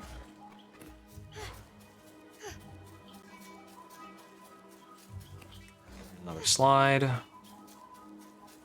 Can't seem to go past that on the side, even though it kind of looks like there might be something behind it. I don't see anything for us to tether on to pull that. So maybe I need to come over here, and up in here there's a way to... Yeah, this would make sense.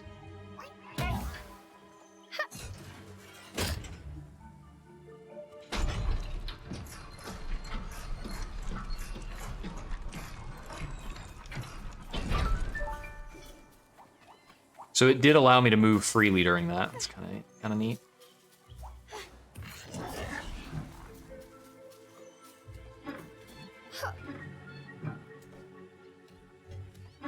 It's kind of neat that this is a seesaw. I kept expecting more out of it, though.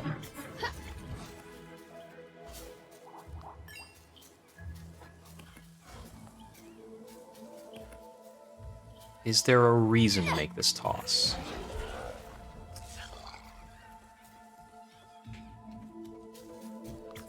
Okay, so if there is a reason to make this toss, it would have to be tied into this.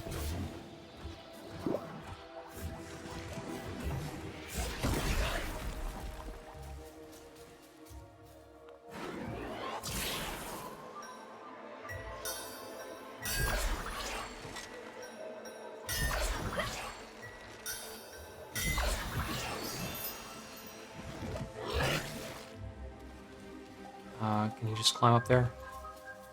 No, he can't. I think I'm gonna need him to be up here and then grab the bomb while he's up here.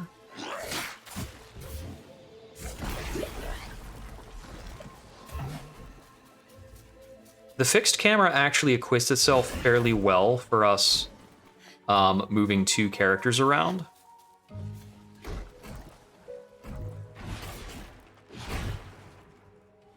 some of that stuff down. Ah, I see what I have to do.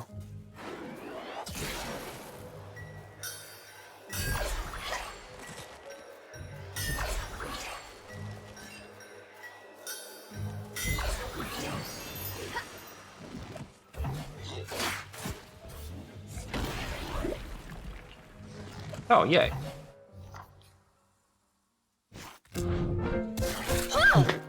What are you doing? They put Cereza up there just for her to get splashed.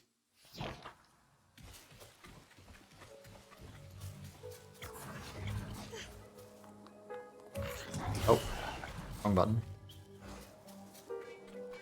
Oh, there's a little bit more here. Aha! Yes! And presumably also something over here.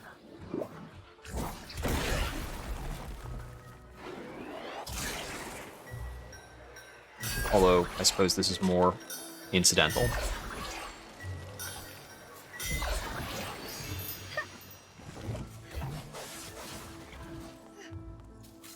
I see. That's so that you can, like, walk the bomb over there a bit more gingerly. But I walked the bomb the whole way over the first time.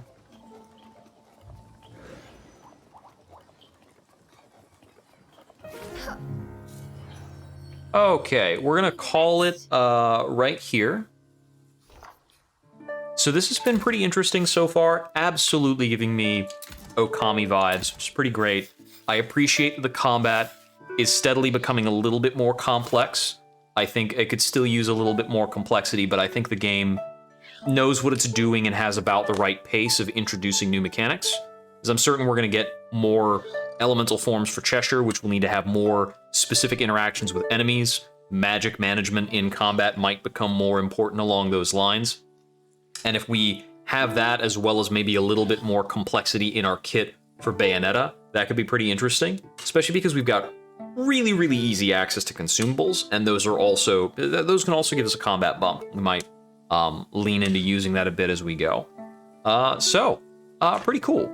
I may or may not be booting this up tomorrow, because I need to practice for a Mahjong tournament. Well, tournament, gathering, whatever.